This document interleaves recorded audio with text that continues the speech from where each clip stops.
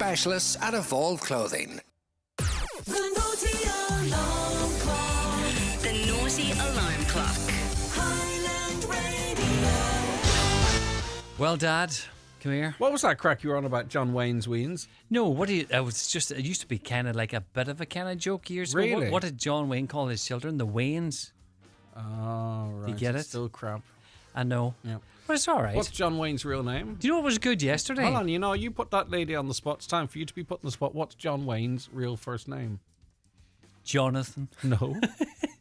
I'll give you a million guesses and you'll never get it. I'll never get it. Donald Kavanagh knows it. Yep, Here, no, there's don't no say, fun in that. throw up the fader. No. Go on. No, because then that makes me look less clever for knowing it. So Come on, we know doesn't he's it. Google next door. Come Donald on. doesn't know it because I'm the cleverest. You're the cleverest. Yeah, you know Right. it. Do you know it?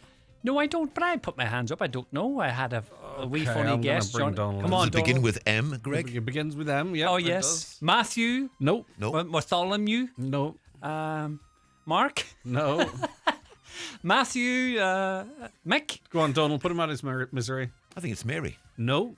Oh, I am the that's a second cleverest. name then. I am Google the it. cleverest. It's Marion. Marion. Oh, Marion. Right. Yes, yeah. you were close. Mary close and enough, Marion. That was so. Thank God I put the fader up. Yes. See now, who's the most clever? Big Daddy. What was his first name? Daddy. No. Big Daddy the wrestler. What was his first name? Oh, you're showing off now. Come on, Daddy. Come on, Big Granddad. Daddy. Big Daddy used to fight giant haystacks. I remember him. I remember it well. Was it?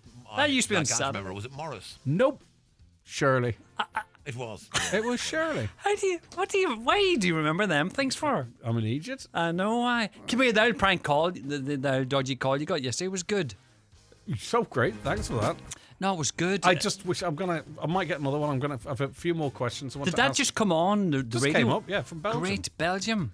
Yeah, it was on my mobile. You can have fun with them calls sometimes, can't you? If I'm in the car, I do. You see. Yeah. You know, but See if you had nothing else to bother. You think I'm just gonna have to crack this person. that's Do you know what I mean? exactly what I do. Yeah.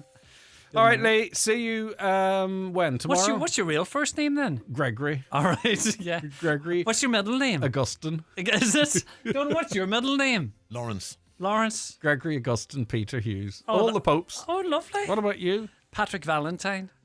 Valentine. Yeah. Really? Yeah. 14th of February was born. You see. Patrick. I like that actually. Yeah.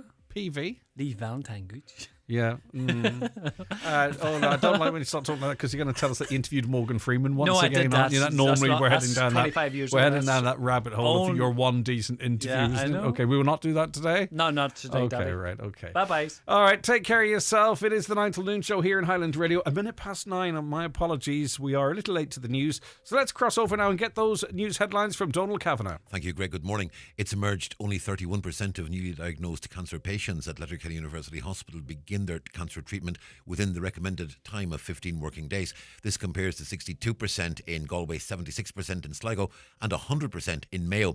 The average LUH wait time is 22 days. The figures were provided to Councillor Declan Meehan at a meeting of the Regional Health Forum West. He says it's an abdication of responsibility. Councillor Meehan says that the process of improving the situation must be speeded up. Actual physical space seems to be the primary driving factor here, and having treatment beds. You hear people of going for treatment in Letterkenny University Hospital. No one has any complaints about the treatment that they receive from staff. But you do hear from patients who are undergoing treatment at LUH the often crowded conditions that exist when they're going in for cancer treatment. And that only underlines the issue that there really needs to be a significant capital investment into Letterkenny University Hospital to address this huge issue.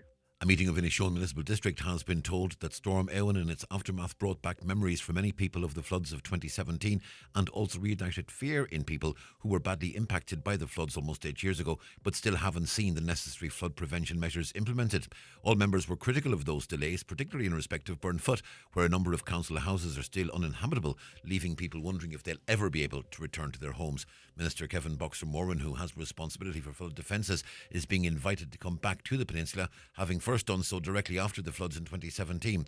MD Coherloch Jack Murray believes he'll be disappointed at the lack of progress. I met a number of the residents in Lisnagreen and Burnfoot with council staff on site, and to say that those people are frustrated would be an understatement. They're absolutely devastated that 7.5 years later we still do not have the flood defences we were promised in Burnfoot. So I would like Kevin Boxer-Moran to come up, meet the families and see just how much pain they feel at this moment in time. I would say that he'd be surprised to come so long after his last visit and see that Burnfoot is still exposed. The PSNI say officers from the Collision Investigation Unit are returning to the scene of a fatal accident on Strand Road in Derry on Sunday, February 11th. A 42-year-old male pedestrian died as a result of that incident. Testing at the scene will take place tonight. It's expected the road will be closed from 11 p.m. until approximately 3 a.m. between Rock Road and Duncregan Road. And motorists are being reminded of the dangers of speeding as another National Slowdown Day gets underway. Gardaí are also encouraging people to have conversations with family, friends and colleagues about the impacts of speed. There have been 24 road deaths so far this year, a drop of 12 on the same period last year, but Gardaí say the number is still too high. And the weather forecast, bright and breezy with scattered showers, top temperature 6 to 9 degrees Celsius in fresh to strong and gusty west to northwest winds. And that's Highland Radio News. We're back with news again at 10 o'clock. Check all the day's news on our website, highlandradio.com. But for now, from the news team, good morning.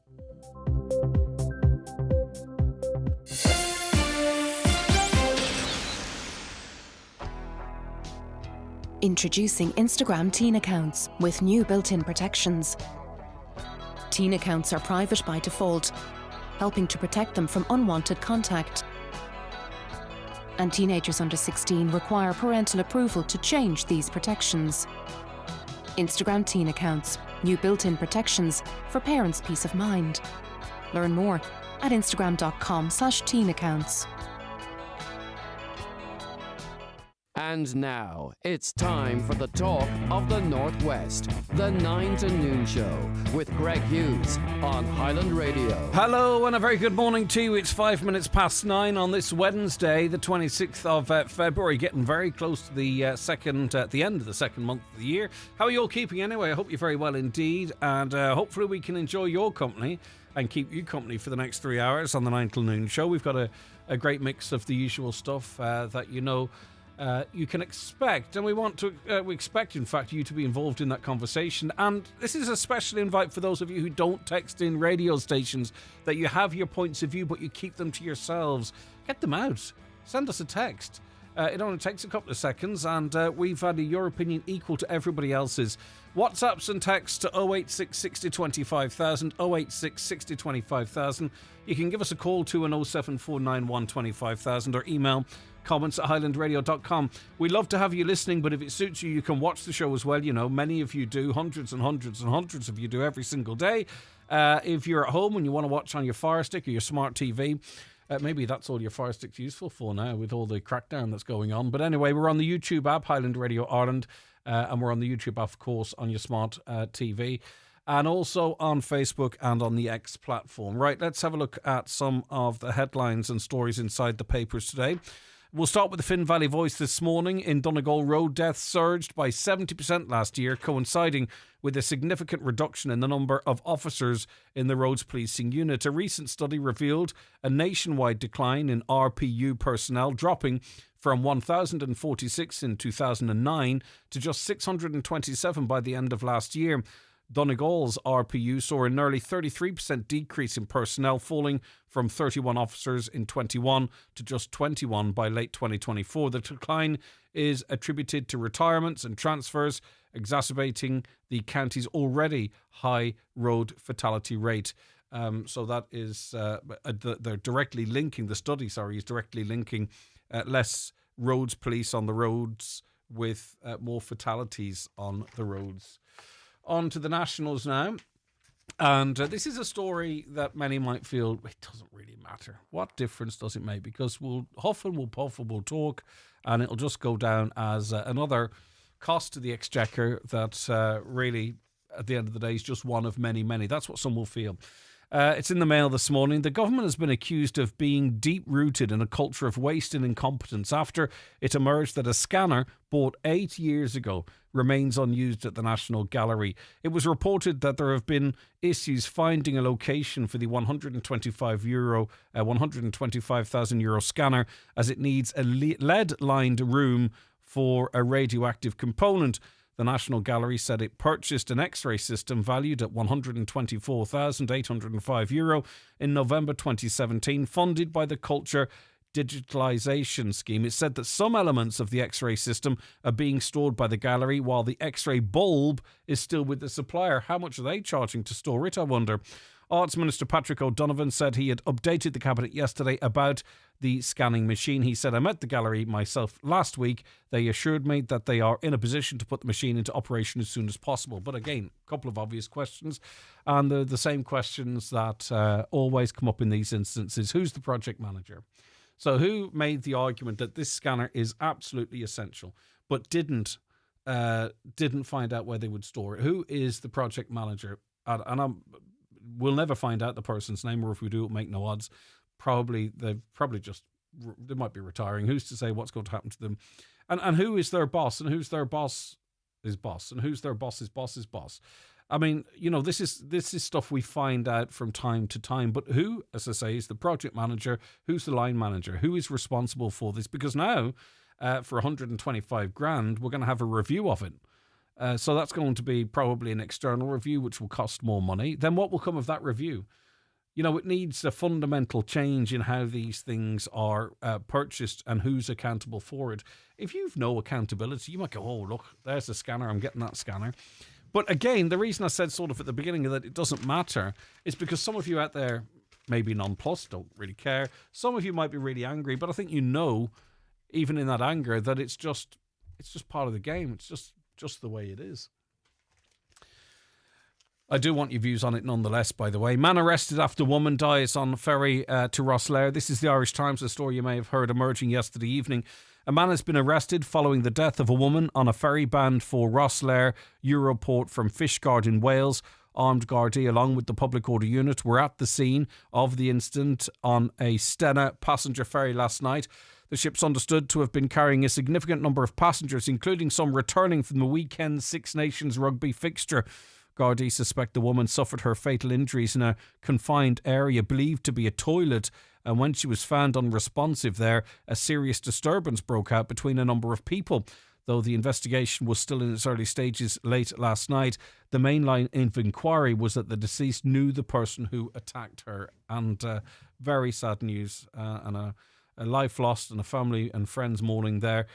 Unfortunately, that's another two women in the space of 24 hours that have died seemingly in violent circumstances. It just seems to be a every day or every other day occurrence at this stage. Whatever is going on, something needs to be done about it, in my view. Back to politics, and the speaking rights row hasn't gone away, It's in the Irish Independent and all the papers today. The speaking rights row has threatened to erupt again as a government chief whip, that's Mary Butler, indicated the coalition is sticking with its compromise proposals on the issue. It comes as the five opposition party leaders said they remain absolute in their position.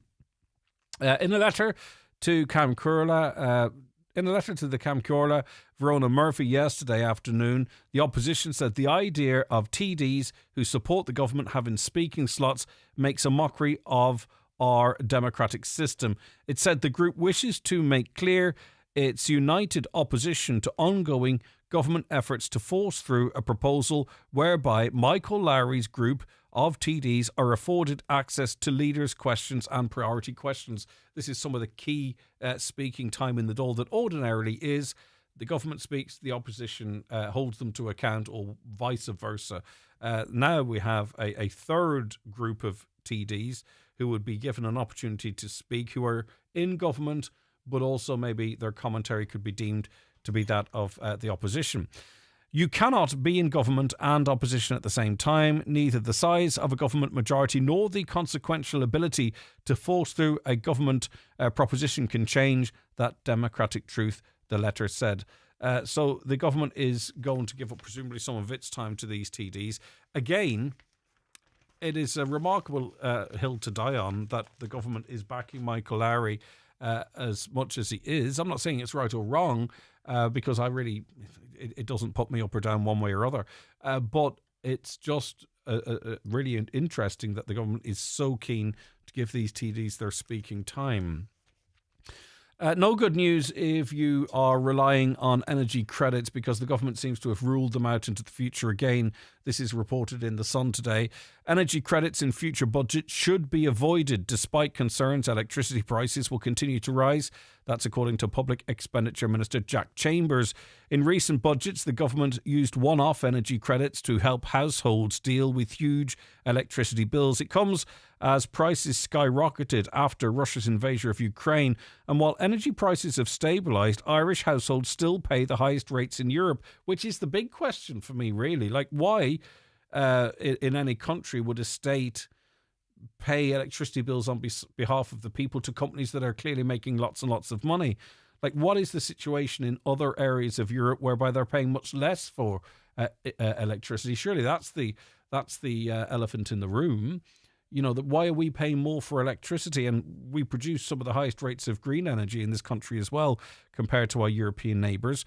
Well, a Department of Public Expenditure briefing document provided to Minister Chambers warned 20 billion in investment is needed to upgrade Ireland's electricity infrastructure over the next 5 years. Officials said the investment requirements will place upward pressure on electricity prices that are already the highest in the EU. So, well, one of the highest. So, unfortunately, in terms of your energy costs, and I'm thinking of you small business owners out there, there doesn't seem to be much hope on the horizon. The Irish Daily Mirror reports today that trespass legislation prevents travellers practising their nomadic lifestyle and should be repealed.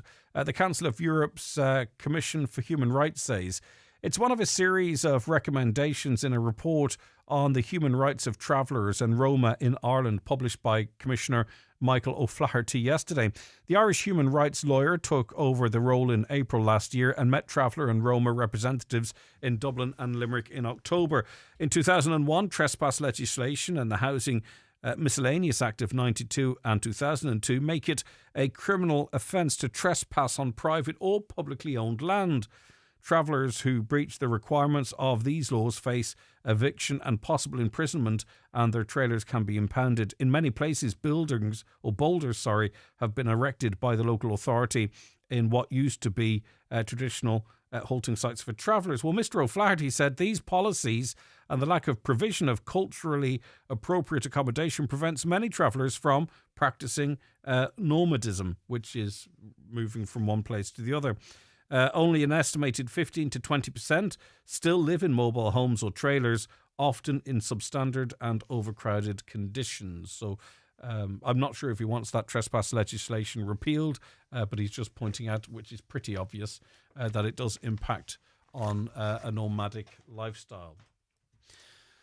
Right, on to the Irish Daily Star now. I don't think this is going to be a popular move. It comes from Labour, or maybe it might be popular. But people should resit their driver theory test when they're renewing their driver's licence, Labour suggested. The party's transport spokesperson, Kieran Ahern, said that in all other walks of life, people need to continue with professional development. Maybe not in public life sometimes, but anyway.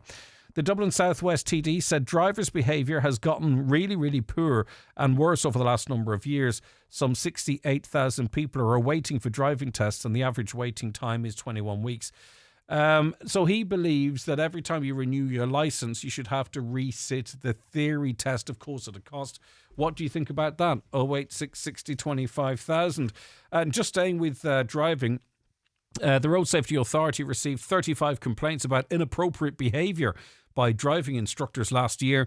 They were among 159 formal complaints by learner drivers during 2024, which included issues regarding the quality of lessons, the choice of driving routes, and concerns about payments. And there is a sense sometimes, I think, that there is a right of complaint there, but what really kind of comes of it, and if you feel hard done by, that's the end of it. You can't sort of appeal it there and then, can you? By the way, just as it relates to scams and what have you, this is a text message that's completely useless and a load of nonsense. They all are, but this one in particular, because there is a fake scam going out again, purporting to be from the government. And it reads, gov.ie, you are eligible for a discounted electricity bill under the emergency benefit scheme. You can apply here. And then you go to a fake website, which looks like a government website. They probably want to load that money into your account, take your account details, clean out whatever you have. And if you're applying for that, it's possible that you don't have certainly any to spare. But it's given the fact that the government's pretty much ruled out any further discounted electricity bills, you can certainly bin that text message. Yesterday, live on the radio, we got a call from Belgium from a scammer purporting to be from BitChain. I've had it before. It's kind of boring, that one. But anyway, she got really quite snooty when I questioned whether it's a scam or not. She was like, I don't care. And she hung up on me, which is... something I'm kind of used to on this show. But anyway, read comments on your scam call on air yesterday. I've had 2 calls supposedly from Gardaí telling me that I must contact a number because I'm supposedly involved in drug dealing and money laundering. I think if I was getting into that, I wouldn't have waited till I was 75. Yes, indeed. And, you know, I think you have sort of the life knowledge to know that clearly, you know, that's not something you'd be involved in. The problem is that, you know, you can hit someone who may be a wee bit nervous or whatever it might be, and they might call that number in a panic to say, look, it's not me. What are you sending this for? It's not me. You know, that kind of stuff. That's what they try and do, and you could very easily get caught in that trap. I got 6 phone calls within 2 days, needless to say, did not answer. How did they get our numbers? Well, the caller yesterday had my email address, my number, and my name. And as I said on the show yesterday, you know, when you hear about these data breaches, you know, from companies that you may have forgotten at one point or other you were a customer or had your email address with them, that's what they're talking about. So there's a line somewhere from, I don't know, it could be from an antivirus software or something that I signed up for anyway, and there was a data breach, and they would have my name, probably just my first name actually, my email address from which they probably could get my second name, and then obviously the telephone number. So whilst it might seem like a terrible that they have all those details, that's when they talk about confidential data being breached. That's where they get them. I got 5 calls from Belgium last Friday, a different number every time. I just blocked them all. And another, I'm just wondering if any people here that have had scam calls have anything to do with Vodafone. I'm just wondering if any people here that have had scam calls have had anything to do with Vodafone. I'm not really quite sure what you're saying there. Just text me back in. You mean that maybe that your data has been breached from there or something? I'm not quite sure. And I love to address all the messages. Good morning, Mike. Good morning to you. Have a good day. You too, Mike. Thanks, Kathy, for saying good morning on our socials. Charlie says it sounds like a scamming machine to me. Greg, the waste of money has gone beyond belief. That's the that machine that's sitting in a container somewhere. And good morning to you as always, Dolores. Don't forget you can watch the show on YouTube if you want, at home on your Fire Stick or your smart TV, Highland Radio Ireland, I believe it is. And we're also on Facebook and on X. The 9 till noon show with Letterkenny Credit Union, now offering mortgages from 40,000 to 600,000 euro with no hidden fees or transaction charges. Letterkenny Credit Union, 9102127. You can have it all in 2025 with the new Nissan Qashqai with e-Power.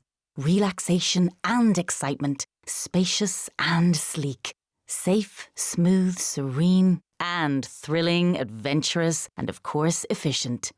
Make 2025 a hybrid year with the new Nissan Qashqai with e-Power. Hybrid driving reinvented. Nissan. Defy ordinary. Terms and conditions apply. If you need an eye test, look no further than Louis Walsh Opticians. Letterkenny's longest established opticians are delighted to welcome patients new and old to their state-of-the-art practice in the Courtyard Shopping Centre. Their latest technology includes a 3D OCT retinal camera which assesses the health of your eyes in minutes. Private, medical card and PRSI patients welcome. Call 91 21000 to arrange your eye test. Louis Walsh Opticians, Letterkenny. Your vision, our focus. Transform your home with Hegarty's Home Interiors in Buncrana. Discover a wide selection of stylish furniture and decor to create your perfect space. Our expert team offers personalised advice to match your style and budget. Visit us on Main Street, Buncrana. Open Monday to Saturday 9 a.m. until 6 p.m. or visit hegartyshomeinteriors.ie. Hegarty's Home Interiors, making homes beautiful since 1946. Are you looking for a university that's more than just a place to study? At ATU, you'll enjoy a vibrant student life, exciting career opportunities, and a supportive community every step of the way. Join ATU's Open Day on the Letterkenny campus on Saturday the 1st of March from 10 a.m. to 1 p.m. Get expert tips for Leaving Certificate students from Donegal Mahoney, along with special talks for parents and sessions on health and wellbeing. Come along and see how you can be part of it all. Visit atu.ie/opendays. ATU, your future is here. Highland Radio Time Checks brought to you by EirGrid, the operator and developer of Ireland's electricity grid. EirGrid, powering up communities, powering up Ireland. The time is... It's 23 minutes past 9. We actually got a comment in. It's not unrelated to what we're about to talk about. And it reads as follows. I think women should be allowed to carry pepper spray. I have a shop in Letterkenny, this caller said, and I regularly get asked for pepper spray, and it's always by fathers asking for the young daughters. It always comes back to the sad case of Ashleen Murphy. Pepper spray's non-lethal. Yes, it may be abused, but women and teenage girls need to feel safe. Francie McKinley's owner of Intensity Fitness in Glencairn. As I say, Francie, that comment is not directly connected to what we're going to talk about, but I think it does sort of talk to, I don't know, a growing sense of not being safe amongst women out and about. Do you pick that up? Definitely, 100%. Funny enough, I have two cousins who are taxi men even in the town, and we've actually suggested that to each other at times. I was like, there was a number of males in a taxi one night and they were trying to bargain with a price, and my cousin felt unsafe. And I says, it wouldn't be a shock to have a pepper spray because it's going to be, he's outnumbered in the car. And it's the exact same thing now for females. Like last night we had a walk or run club, whatever you're comfortable with, at 7:30. We got 18, 19 people out there. People brought their dogs, brought their kids. And we do the same on a Sunday at 10 a.m. Just this last while in the gym, how we run weight classes and cardio classes, so we have two separate rooms, and when weight class is on now, we find we let members come in and use the cardio rooms. And maybe this last year it's got increasingly, maybe because of the weather, but we have spoken just when we're out walking on the Sunday that they wouldn't dare walk on their own now in the town. Some of them have changed routes and some of them have stopped it altogether. And is that something new? Are they saying that I used to feel safe and now I no longer feel safe? Like, we don't have to timeline it. That's not the point, really. But yeah, these are women of all different ages, right? But then we're not talking about women that are talking back to the 70s or 80s. Do you get where I'm coming from? I think it's always been alarmingly, you pay attention to these things. You see some man walking behind you in a hood. Even myself, I would be cautious about things like that. But I think now it's when you hear the stories of something happening in major cities in Ireland, and now they're coming to our own doorstep. The fears aren't just something that used to be. They are here. They're not wives' tales. They're actually happening. That's what I was going to say. Like, because sometimes it can be a perception, right? So say I'll text there, the dad's going in looking for pepper spray for their daughters. Are they sort of being driven to think there is a threat, or is there a threat? Do you know what I'm saying? Yeah. So is it perception or I can see reality? Their concerns. My girlfriend's the same. She goes walking. She takes a dog in the morning. The last day the dog didn't want to go out in the rain. I went along with her. And to be fair, there's a lot of males on their own, maybe 2 or 3, walking around early mornings, late evenings. And it would be a concern for me. So she feels less safe and you feel that she's less safe in Letterkenny. I would feel a worry now if she went out late at night. I'm here, stay off the main street. Yeah. We usually hear the bottom of the town's a no-go zone now, is what you'll hear a lot of locals saying. And it's definitely starting to affect. I used to say running is something people used to do, or walking, before they came to the gym, because people have an element of they don't think they're going to be fit enough. But now that wee thing that gets them out of the house, that gets them into the gym, has now gone because they feel like there's a safety issue of walking around Letterkenny.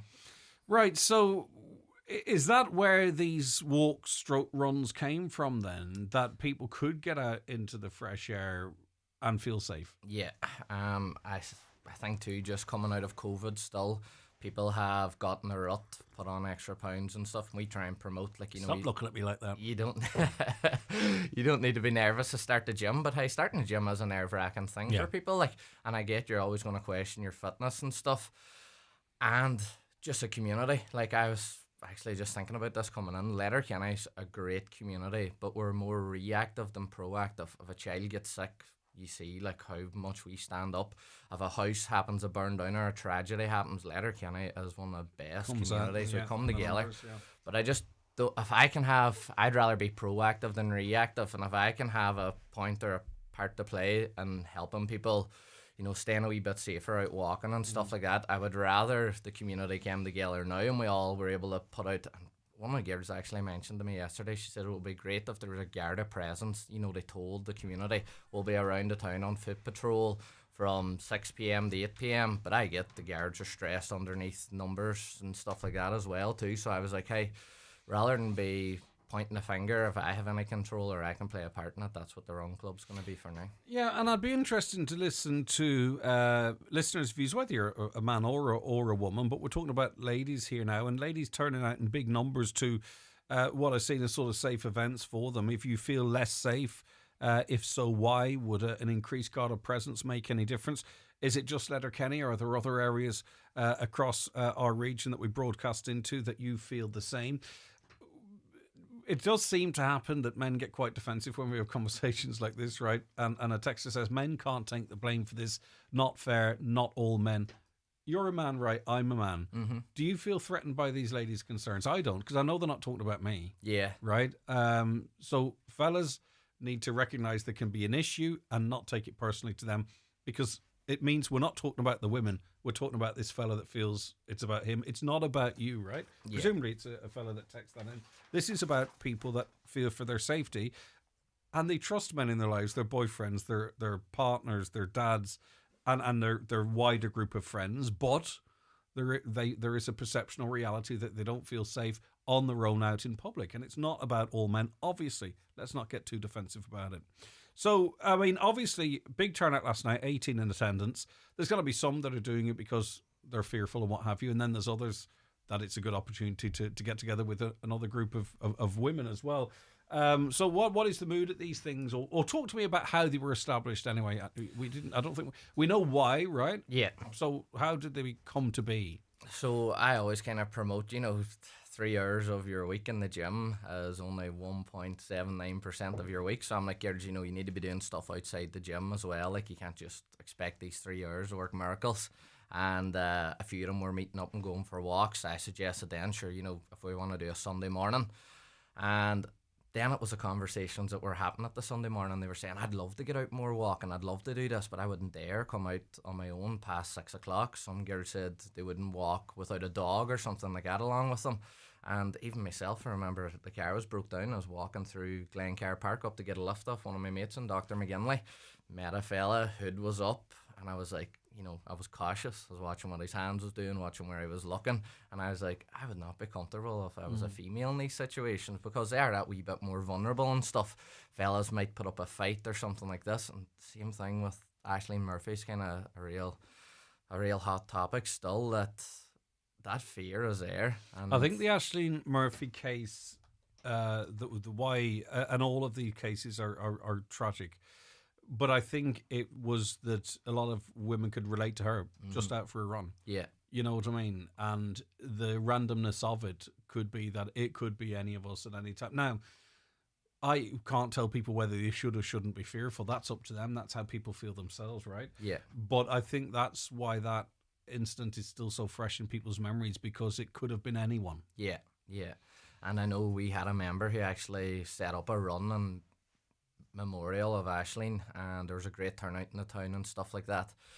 And it kind of gets me a wee bit, it grinds my gears that there is people who've stopped running and stopped doing things. Like my sister told me, there was a woman in Balmacool, 2 older ladies used to go out together, and now they said they wouldn't dare going out. So I said to the sister, I was like, hey, make sure you go out and give them a shout, tell them we're going to be there on a Tuesday and a Sunday. Okay. Because I actually think that's a pity that somebody's sitting in the house and afraid to come out. It is, and I think, I really do think that a greater Garda presence on the streets is required, because, as I say, there is still this question mark about whether this is reality and based off instances and based on Letterkenny genuinely being, less safe, or if it is people being extra careful and take precautions because they don't want to be another Aisling Murphy, if that makes sense. But I think we don't have to accept it as the new norm, do we, Francie? I mean, cycle patrol, foot patrols would do an awful lot, I think, to give people a sense of confidence. 100. And also as a deterrent. Yeah, 100%. And as I said, it's a more of a community-based thing. With this, we can kind of point fingers at, the guards or the way the country's being ran and stuff. But with me, I would just rather control the controllables. Like if I can message into like Highland Radio today, or I can message a group that's starting up a park run or a run club, and play a part in it, I think it's very easy. The TikTok video we put up, some comments were getting a bit brash about labelling it towards non-vetted people coming into the country and stuff like that. And I was like, it's all right, we can shout and point fingers and stuff, but unless we're taking some kind of positive action towards these things. Yeah. And also, too, I think, you know, like, it can be anyone from any background. But I think, too, we also, I think we have to give everyone the best. I think we have to make sure that everyone is educated as to what are norms here, right? If that makes sense, like who you approach, or how you approach someone or something. Yeah. Right. I'm not talking necessarily about a cohort of people or people that have moved here or whatever, because you know you could find yourself at a stage, and I've spoken to, for an example, if we're not careful, people who were born here and are 25 years here and are perceived to be people. You know, that's really where we really have to be careful, because that's another part of another direction no one would want society to go in. Self-defense classes. I know you're a gym, but do women talk about that much? So I actually have been doing mixed martial arts probably most of my life. I was a competitor in nearly every combat sport going, and geez, your nose held out well enough. Actually, it's as straight as a die. Internally, it's not great, but one of my mates and me were actually having this conversation. I was saying I would feel quite confident in situations where maybe other people wouldn't, and I'll still pay attention to when somebody's like, I'm jogging past maybe a group of fellas or something like that. Like I'm aware of things around me and stuff, and even for meals, like I seen yesterday somebody tag me, and I just asked anybody have any questions that they'd like answered on the Highland Radio show. And they said, just look at the post that was up yesterday. There was a fella chased up the town. And he was beaten and robbed. Yeah.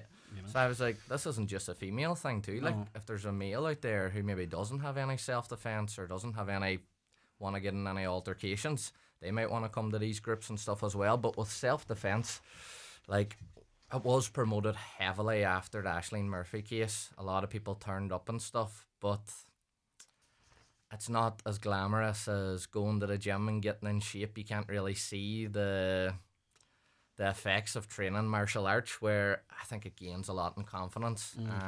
The other thing is too, I know local gyms have put on self-defense classes. In my opinion, like, it's probably not something you're going to want to have a fake confidence in, that you're going to be able to fight these people off. For sure. And you also talked about, you know, how we can be reactive, and to some extent that is reactive, and you know, in some instances, you might be best just running. Yeah. You know, I think most instances you're best for running unless you have a bit of time spent, because I know somebody could watch a move and they'll be like, I would do that in a real life scenario. I think you're right. When it's quite interesting the way you phrase it too, a sort of a false sense that you could handle yourself in reality. How do people get involved in these walks? Because, you know, given the nature of this conversation, there are those that go, right, oh, this sounds cool, you know. So obviously get in touch with the Intensity Fitness in Glencar. You're very active in social media, clearly. Yeah. And you know what? This is to any gyms that might be listening as well, too. This isn't like an competition either. Thing, or we're going to lead from the front. I'm sure every gym has members that they would like to be a bit more active. If they want to come out or they want to send their members out, I'd be happy. Maybe there's a Tuesday night I mightn't be available. Be great if there was other meals there or coaches there that are able to chip in. But they can follow us on social media. They can reach out. They can just land. Yesterday, one of the girls came and she said there's a lot of traffic issues in the town. Something happened at the Tintai.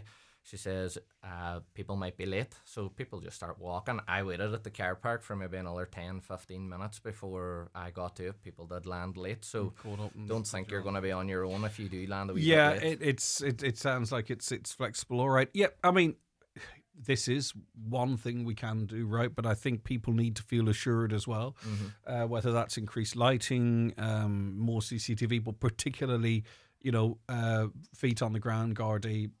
You know, I think there's that seems to be what we're getting from this conversation. But it has been enlightening, Francie. I'll read a couple of comments here just whilst you're seating there. Not a hope would I walk in Letterkenny, especially at night. Too dangerous. A government council, they have to take the blame that women fear like this. There are parts of the town you just won't walk. You just wouldn't walk in if you're a woman. Maybe it's time people stood up and started doing something. But like, what's standing up and doing something? It's about policing here as well, because some of this is reality, some of it's perception as well. You know, what are you saying that should be done? When I was a young man going about, there was always a guard patrolling. It was good to see. We need it more now. I got my daughter small spray deodorants they put in their pockets. You do hear of that as well. I was going to move down the country and my father warned me off it because of the thugs in the city. It was the same week the women were attacked in Derry in daylight out for a walk. Yeah, indeed. It's not, we have seen... We're hearing less about instances in Derry. I wonder, is it they're not being reported, Francie, or is it the case that the PSNI did put in sort of daytime patrols and you know, created a safer space and a sense of safety up there? I think Donegal Gardaí maybe needs to take note. And it's not all on them, but we are talking about an increased presence. That's what the public want. Yeah, that's definitely it. I know a lot of people would feel a lot safer if they seen them on patrol, like a Garda car driving past you is something we see on a daily basis, but it's not too often that you'll see them on patrol, walking in areas where people are running. Main Street, yes, you see them, but let's say like that loop around where the tax office is or where Aldi is, like even seeing somebody strolling around there will probably give people, when they see them there, they know that's a safe zone to run. We do see quite a few assaults in that area, particularly... You know, 2, 3, 4 in the morning. It does feature quite a lot on Community Guard information. All right, Francie, listen, thanks for that. I appreciate you calling up. Continued success with what you're doing at Intensity Fitness in Glencar, but also more generally in these initiatives as well.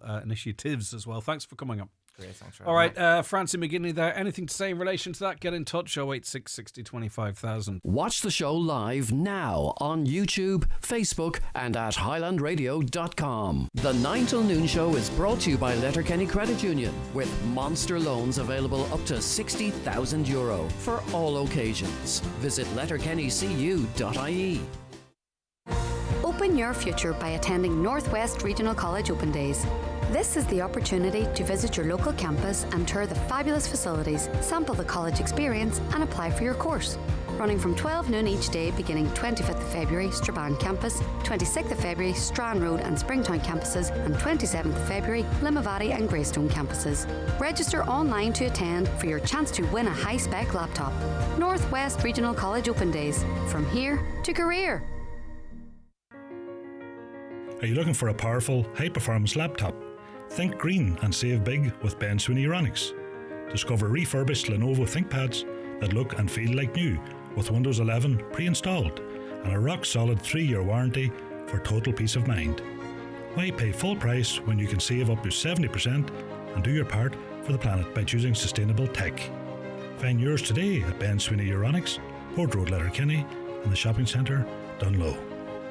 Attention Donegal, Derry and Tyrone. PD Bathrooms and Tiles are proud to unveil our newest and most stunning showroom in Lisfannon Business Park, Buncrana. Located right opposite the Northwest Golf Course, we offer unbeatable quality and incredible value. For 30 years, we've been the experts in total refits, stocking and serving as the sole agent for many top brands. Visit us today and transform your space with the finest bathroom and tile solutions. Telephone 93 95 884. PD Bathrooms and Tiles, where excellence meets value. Lisfannon Business Park, Buncrana, F93H10F.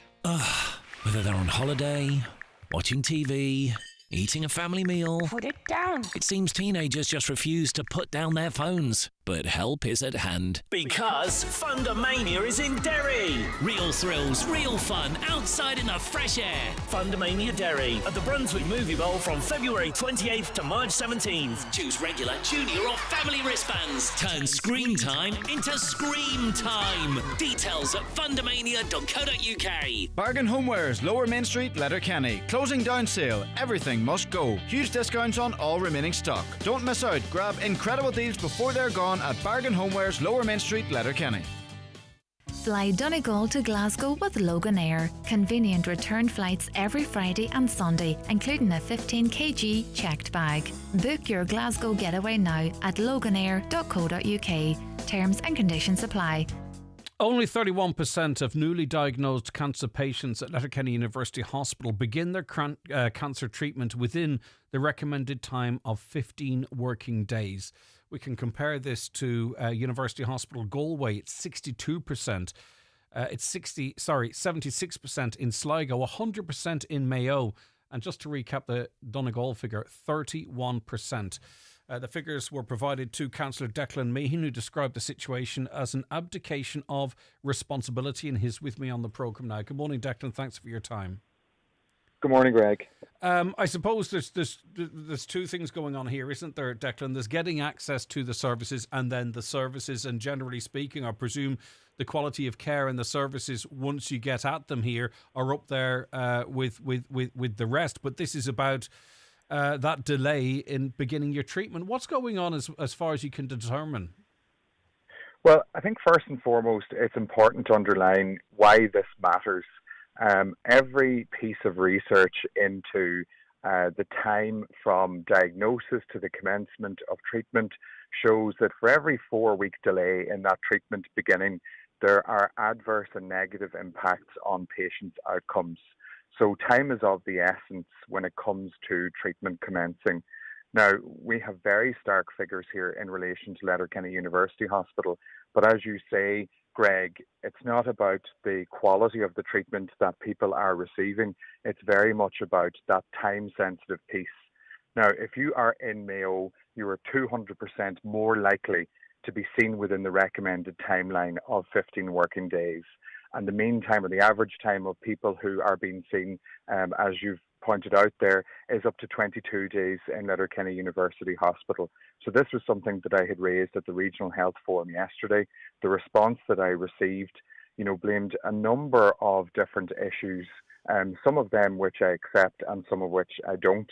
And the critical kind of, I suppose, issue that this boils down to is that there is not the physical capacity within Letterkenny University Hospital to treat the amount of people that need to be treated, and therefore get them within the recommended time frame of 15 working days. So, Declan, when we talk about capacity at the hospital, there's floor space, there's staffing, they kind of often can be all conflated into capacity. So when we talk about capacity down there, is it treatment bays that there's no space for, or units that aren't there, or is it we don't have the expert staff and the staff that are required to to support them to get treatment underway? What is the capacity in this context?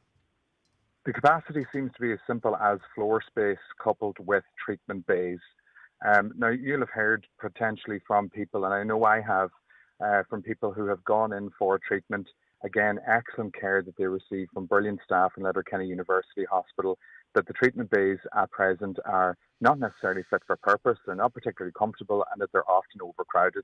And this is borne out in the answer that we've received from the HSE at the Regional Health Forum yesterday. They have attempted to increase capacity by recently adding 4 additional treatment bays last year, but this clearly isn't enough because the figure is still only at 31% of people being seen within the recommended time frame. So it seems to be a capacity issue with regards to the provision of treatment bays. And to me, that is something that management can surely easily sort out by finding additional space that can be repurposed within Letterkenny University Hospital, by rejigging certain pieces and parts of the hospital around in order to allow for additional treatment bays and allow people to be seen within the time that they are meant to be seen.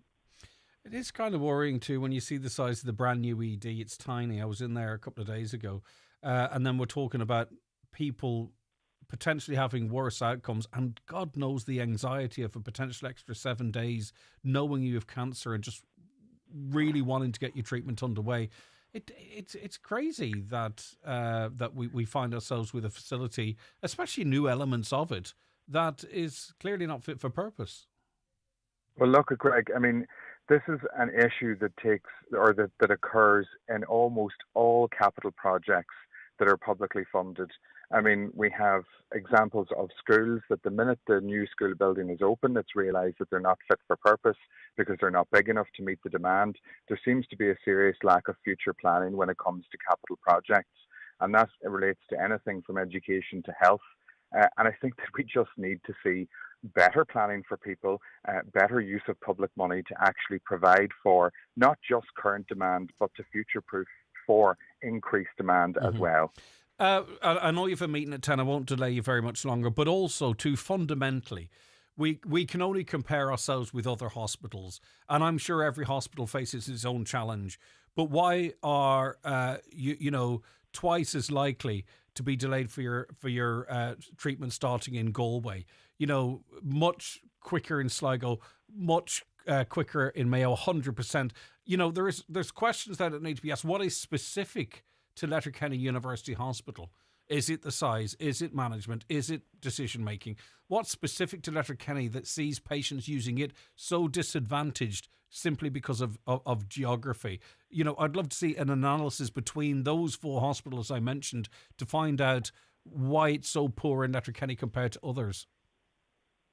Yeah, and Greg, look, you know, some of the answers that we receive from the HSE through the Regional Health Forum are not satisfactory because they don't give us the full picture.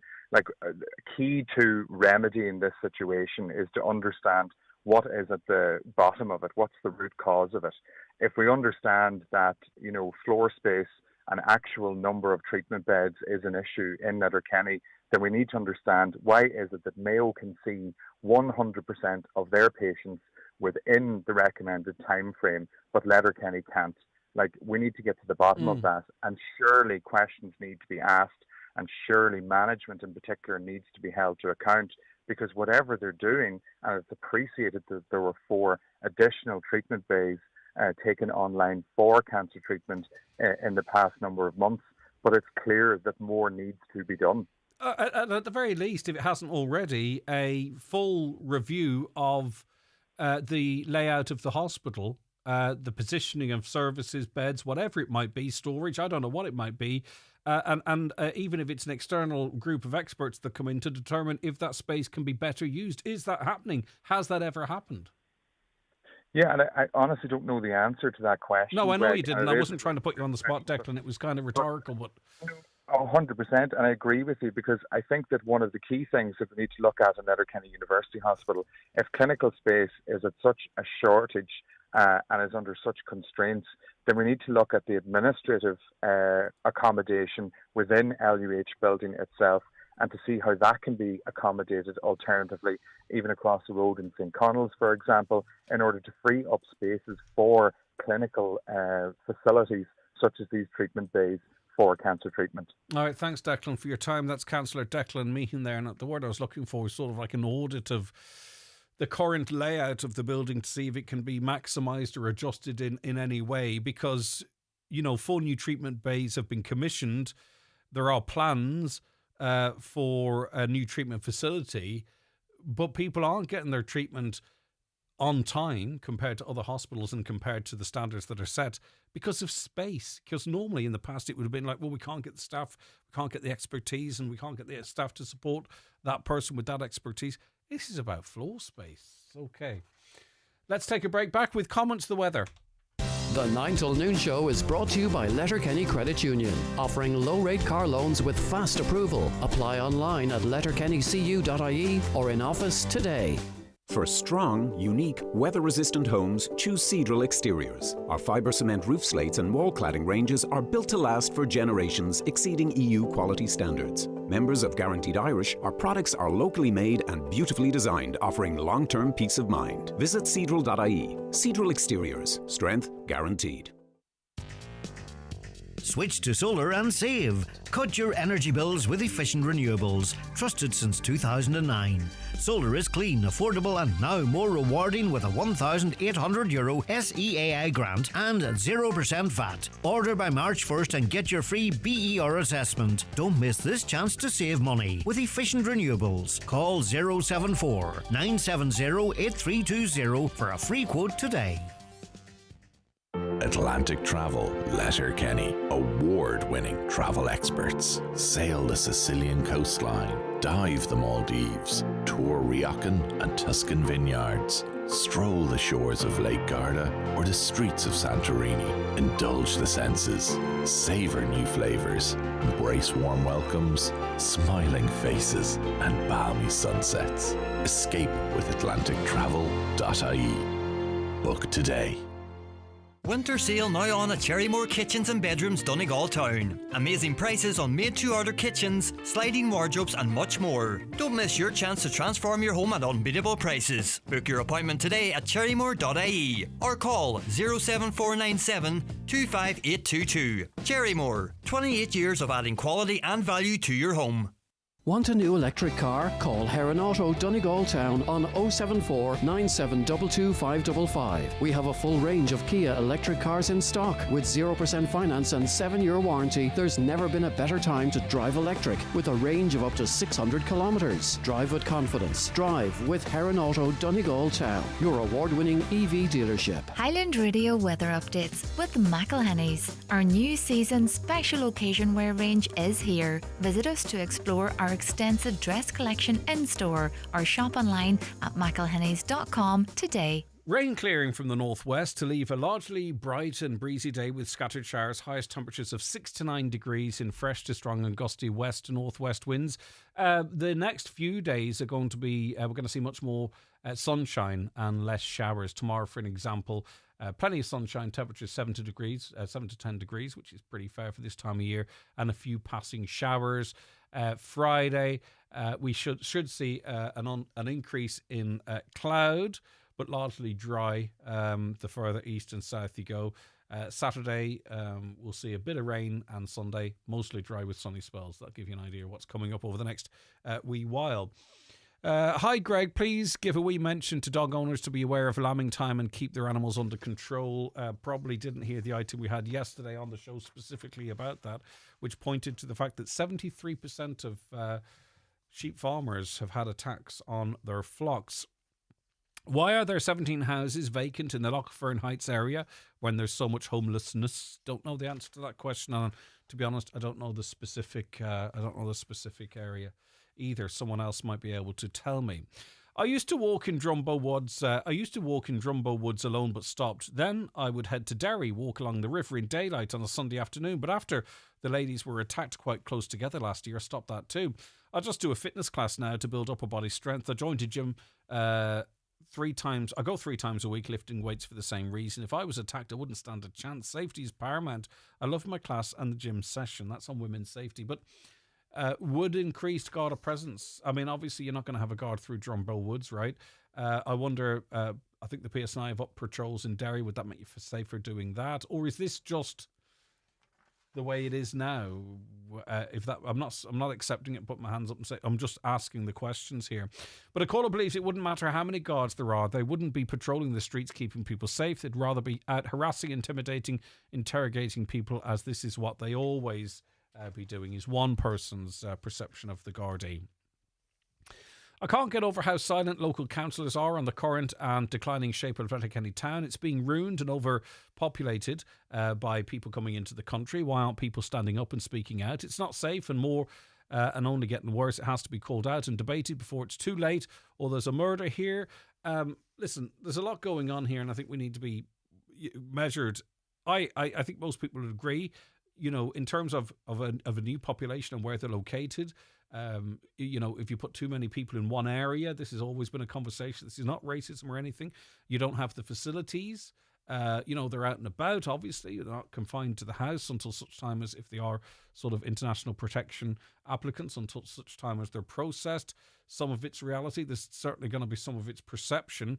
I think, there is stuff that the authorities could do to better sort of handle that and people's concerns, I think.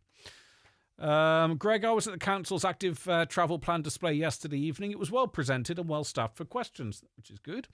I think they should run it again at St Eunan's College and the GEA Club to let people in those areas see what's going to be happening. Not everyone can get to the vestry on a Tuesday between 3 and 7. 2 more presentations would do no harm. Not a bad suggestion, and I'm glad you got some benefit from that. All right, it is the 9 till noon show here in Highland Radio for this Wednesday. Loads coming up between 10 and 12. Stay where you are. We're going to take a quick break now, and then it's time for the news and obituary notices. The 9 till noon show with Letterkenny Credit Union. Simplify your debts with a debt consolidation loan from Letterkenny Credit Union. Call us on 074 910 2126 or apply online via our app or in office today. Home store and more? Frying pans, baking tins, kitchen galore. Bedding and curtains and home decor. Fine storage and cleaning and so much more. A welcoming smile as you walk through our door. More choice and more savings we're famous for. So come and discover your favorite thing. Home store and more. A happy home.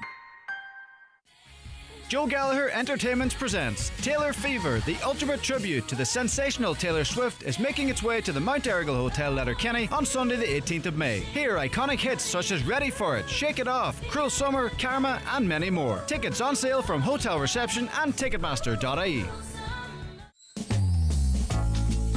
McCullough Jewellers in Letterkenny are synonymous with fine jewellery, quality watches and giftware. With stores at Main Street, Letterkenny and the Letterkenny Shopping Centre or online at ormccullough.com. You can choose from their quality product range in a relaxed atmosphere, and their sales staff will be happy to help you make the right choice whatever the occasion. McCullough Jewellers, making moments magical for generations. Looking for the perfect night's sleep? You won't want to miss Mattress Madness at Easy Living Furniture. We're offering an incredible guaranteed 20% off and up to 30% off on every single mattress, meaning no terms, no conditions and no exclusions. The savings don't stop there. Purchase any mattress and get 15% off your bed frame. And to make your life even easier, we'll remove and dispose of your old mattress completely free. Visit Easy Living Furniture, Crescent Retail Park, Derry, Londonderry. Join us for the celebration of the year. Highland Radio is turning 35 and we're marking the occasion with an unforgettable birthday bash concert at the Mount Errigal Hotel. It's on Monday the 31st of March and it features the very best of country music with Dominic Kerwin, Jimmy Buckley, Michael English, Patrick Feeney, Hugo Duncan, Claudia Buckley, Connell Gallen and myself, David James, and my brand new band. Tickets are now on sale for only €30 online at highlandradio.com from hotel reception and all usual outlets. We'll see you for the Highland Radio Birthday Bash Monday the 31st of March. Live, on air, online and on the Highland Radio app. This is Highland Radio News. Good morning, it's 10 o'clock. Donald Kavanagh at the news desk. A meeting of Inishowen Municipal District has been told that Storm Eowyn and its aftermath brought back memories for many people of the floods of 2017 and also reignited fear that people that were badly impacted by the floods almost 8 years ago and still haven't seen the necessary flood prevention measures implemented may never get back to their homes. All members were critical of those delays, particularly in respect of Burnfoot, where a number of council houses remain uninhabitable now for almost 8 years.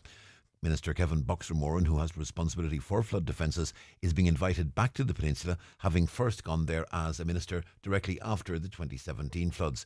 MD Caherlick, Councillor Jack Murray, expects the minister will be disappointed by the lack of progress. I met a number of the residents in Lisnagrania and Burnfoot with council staff on site, and to say that those people are frustrated would be an understatement. They're absolutely devastated that 7.5 years later we still do not have the flood defences we were promised in Burnfoot. So I would like Kevin Boxer-Moran to come up, meet the families and see just how much pain they feel at this moment in time. I would say that he'd be surprised to come so long after his last visit and see that Burnfoot is still exposed. As you've been hearing on the programme this morning, it's emerged that only 31% of newly diagnosed cancer patients at Letterkenny University Hospital begin their cancer treatment within the recommended time of 15 working days. This compared to 62% at University Hospital Galway, 76% in Sligo and 100% in Mayo. The average wait time in Letterkenny is 22 days. The figures were provided to Councillor Declan Meehan at a meeting of the Regional Health Forum West. He described the situation as an abdication of responsibility. He was told that 4 new treatment bays were commissioned in Letterkenny's Day Services Unit last year and a new treatment facility is being planned. Councillor Meehan says that process must be speeded up. Actual physical space seems to be the primary driving factor here, and having treatment beds. You hear people of going for treatment in Letterkenny University Hospital. No one has any complaints about the treatment that they receive from staff. But you do hear from patients who are undergoing treatment at LUH the often crowded conditions that exist when they're going in for cancer treatment. And that only underlines the issue that there really needs to be a significant capital investment into Letterkenny University Hospital to address this huge issue. Further PSRI hikes could be on the cards in the next few years. The Social Protection Minister has been warned they're needed to prop up the state pension. Darragh Cleary has been told the sustainability of the pension system needs to be a top priority. The number of people over the age of 66 continues to rise while the number of workers to support them is declining. The PSNI say officers from the Collision Investigation Unit will return to the scene of a fatal road collision on Strand Road in Derry. It happened on Sunday, February 11th. A 42-year-old male pedestrian died as a result of the incident. Testing at the scene will be carried out tonight. The expected road closure will last from 11 p.m. until approximately 3 tomorrow morning. The closure will be in place on Strand Road between Rock Road and Duncreggan Road. Motorists in the Republic are being reminded of the dangers of speeding as another National Slowdown Day begins. Gardaí are also encouraging people to have conversations with family, friends and colleagues about the impact of speeding. There have been 24 road deaths so far this year, a drop of 12 on the same period last year. Gardaí say that number is still too high. A dedicated speed enforcement operation will remain in place nationwide until 7 tomorrow morning. And another house is being searched as part of the disappearance and murder of Kieran Dernan.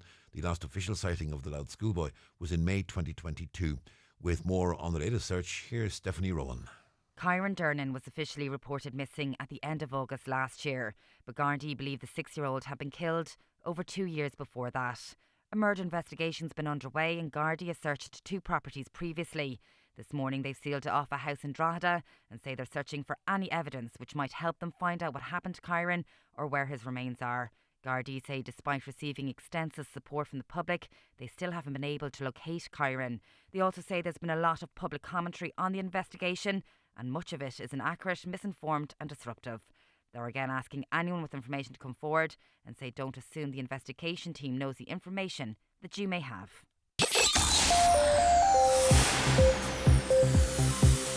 Weather forecasting largely bright and breezy today with scattered showers, top temperature 6 to 9 degrees Celsius, in fresh to strong and gusty west to northwest winds.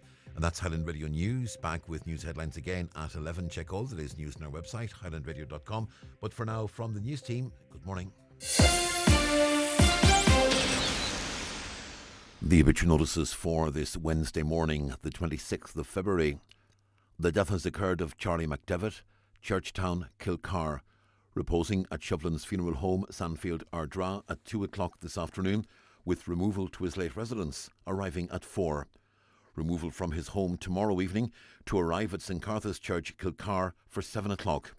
Funeral Mass on Friday morning at 11, with burial afterwards in the local cemetery. A one-way system will be in place with the entrance to the Wake House via the Coast Road and Upper Churchtown. A shuttle bus will also operate from the Ashland car park. The funeral mass can be viewed on mcn.live. The death has taken place of Patrick Morgan, 50 Massinus Cottages, Creasla. His remains will repose at his late residence from 12 noon today.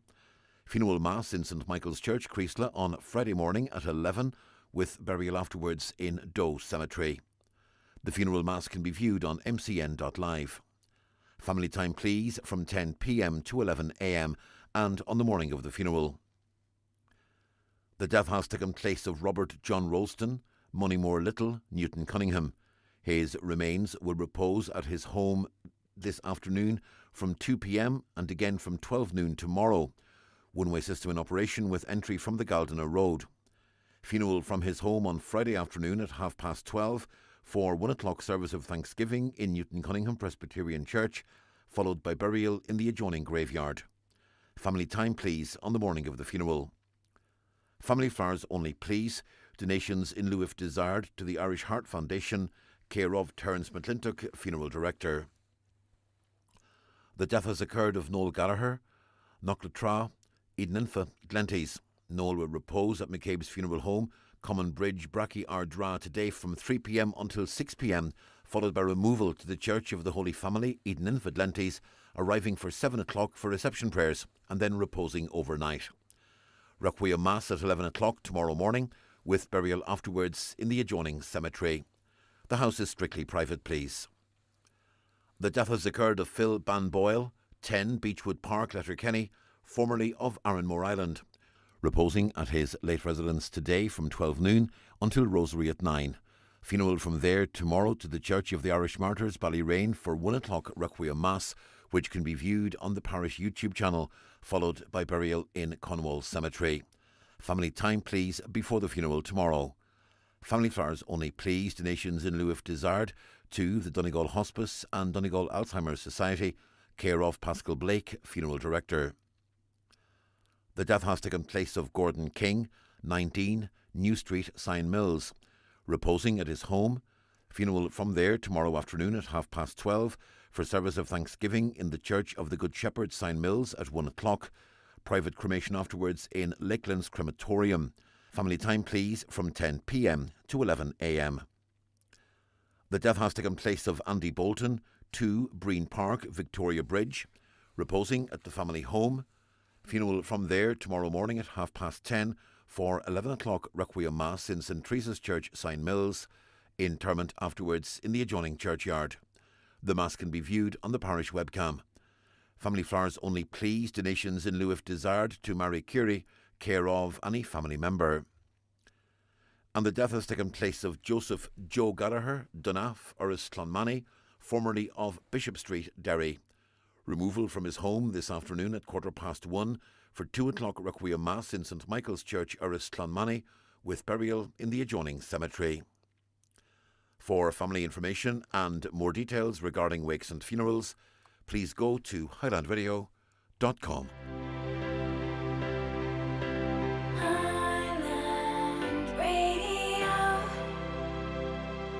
Imagine heartburn protection that lasts up to 24 hours. From first thing in the morning to last thing at night. Don't just imagine. Nexium Control gastro-resistant tablets provide up to 24-hour uninterrupted heartburn protection. Nexium Control 20mg gastro-resistant tablets. Ask your pharmacist. Contains esomeprazole. Used for up to 2 weeks. Always read the label or leaflet. Welcome back to the 9 till noon show. We're into the second hour. Thank you so much for all of your texts that have been coming in so far today. We were chatting to Francie about an increase in popularity of events where women particularly go walking and running together because of a fear, real or perceived, both, I presume, of not being safe to exercise out and about on their own in Letterkenny. A caller says, as Francie was saying, everything is reactive and not proactive. I would seriously be worried as to the standard of Gardaí we may end up with now, as policing has been non-existent. Example, shall the Gardaí in Templemore carry out testing on individual conflict management skills or bypass it? We all know that the Ireland, what we knew, is changing radically, but as regards the Aisling Murphy case, she represented everything that was good with Ireland, but there have been cases similarly carried out by Irish men, and maybe some people are presuming that that conversation is about non-Irish men, not exclusively. I mean, some of the most violent scenes that I've seen videos of on Letterkenny Main Street haven't involved, there could be people that are from the area and always have been. If you get where I'm coming from, women are unsafe in this country and have been for generations. I think it would be distraction to suggest, not that it's getting worse now, but that all of a sudden there's a problem that didn't exist, because I've been sitting in this chair for 20 years talking about, not in this chair, but in the station and in news for almost 30 years, 25 years, I haven't a clue how long, talking about issues of domestic violence towards women, etc., etc. And just for those who often point out men experience domestic violence and emotional violence, coercive control as well, I get that. Went for lunch and my 3-year-old child's food was €11. That was sausage, mash and gravy. We were charged $2.50 for gravy. I'm not surprised places are closing down. Who could afford to eat out at these prices? Wow. £11 off the children's menu. Sausage, mash and gravy, $2.50 for gravy. I'm sorry, but, you know, that business, I know they know how to run a business better. Stick a little bit onto the adults because, you know, if you look at a child's menu like that, if we were out and it was that expensive, we wouldn't be going back in there again, to be truthful, because money just is not that easy to come by. We got more correspondence today about school meals. We discussed this in January. We had quite a big reaction to it. Some people were upset with the quality of the school meals that were being given to their children. I was sent some pictures of one parent's, the child brought the school meal home, and we've got some pictures of what was sent home. And to be honest with you, it does not look pretty at all. Did we post that on socials, Donna Marie or Shannon? No, I might send these pictures on to you, Shannon, and we'll stick them up again. Maybe these are ones off, or maybe the free school meals program is not really hitting home in terms of the quality of the food. There was one particular picture of potato and chicken and vegetables, and the vegetables, it's a block of something. I don't know what it is. The spuds don't even look like they're cooked, though I'm sure they are. And the chicken looks like it's been just chucked into the bottom of a brown box. Not, if you're going to do it, if we're going to spend all this money on it, big contracts, I'm sure, big money being made, the standard needs to be at a certain level, I think. So we'll post these pictures up. I'll send them on to Shannon. I don't want to create an issue that's not there. But as I say, a lot of people talked about it in January. You would hope things might improve by the looks of what I've been looking at. I don't want to exaggerate, but I don't think some people would put it out for their dog.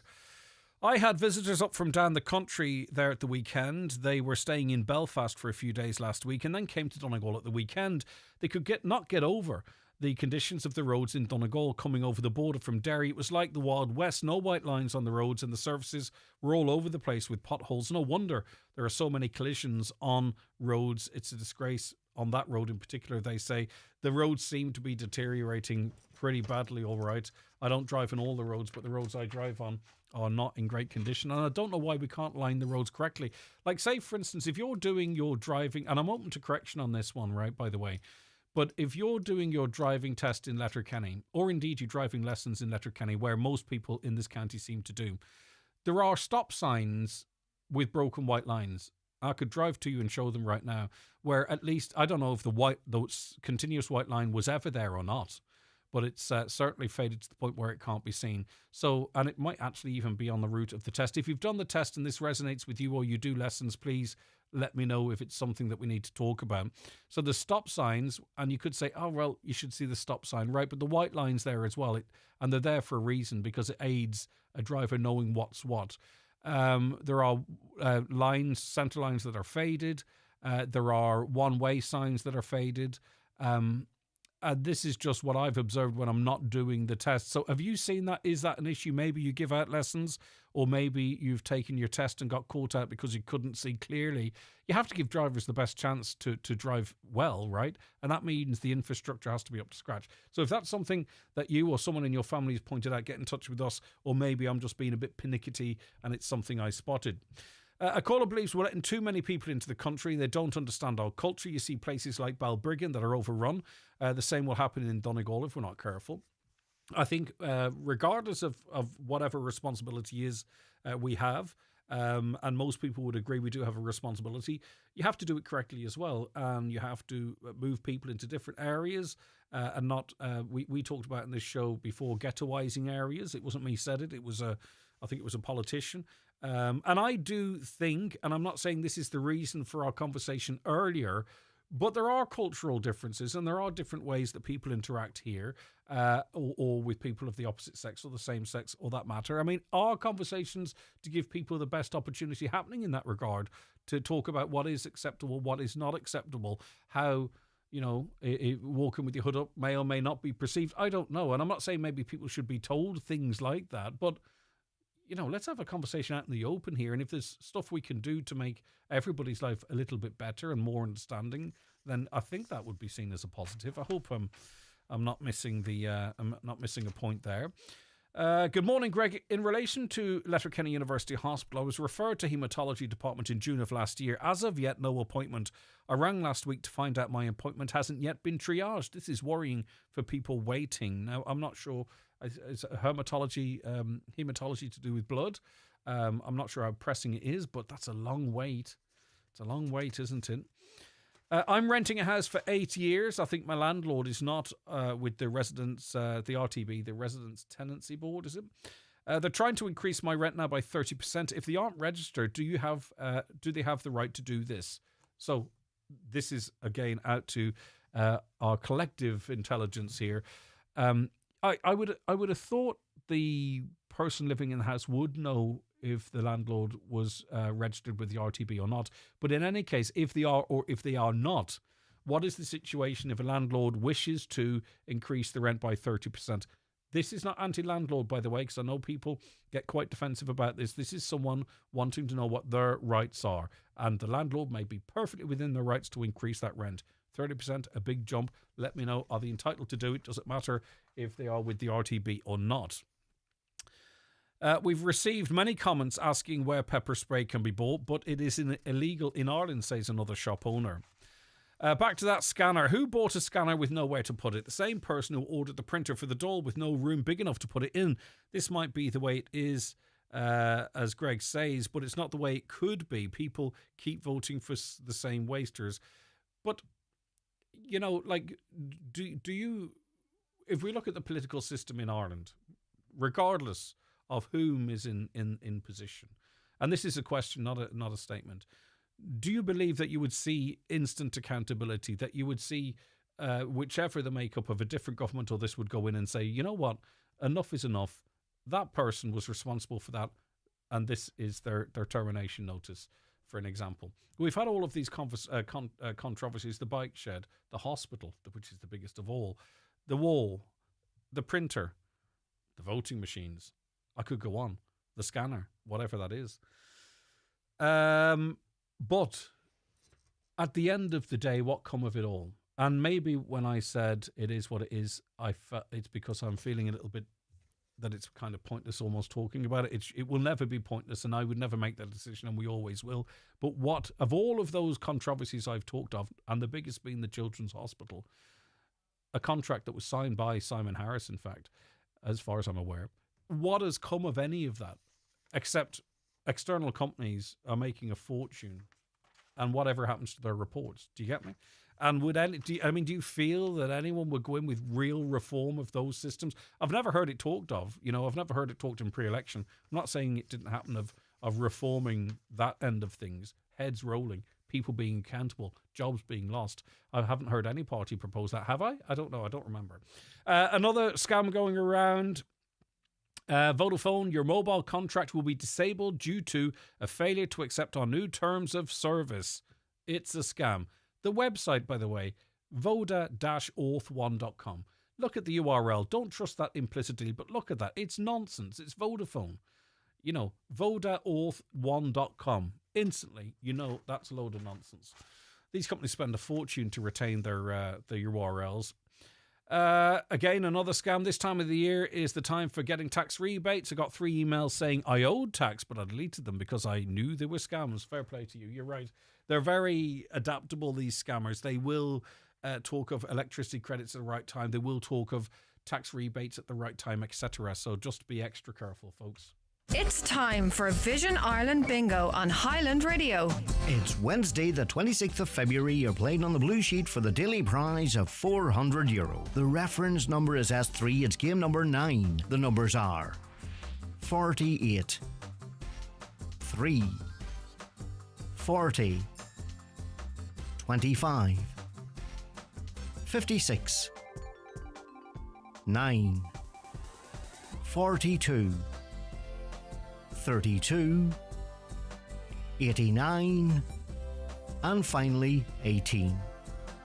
Phone your claim to 91048333 before midnight, leaving your name, contact number and the name of the shop where you purchased your book, and we'll call you back the next working day. Get all your Vision Ireland bingo information at highlandradio.com. With a high digital online skills course, you'll feel a real difference. I can listen to all the music I like.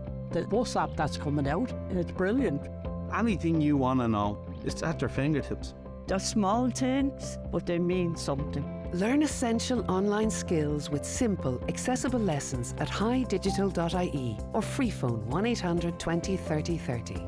Brought to you by Vodafone Foundation and Alone.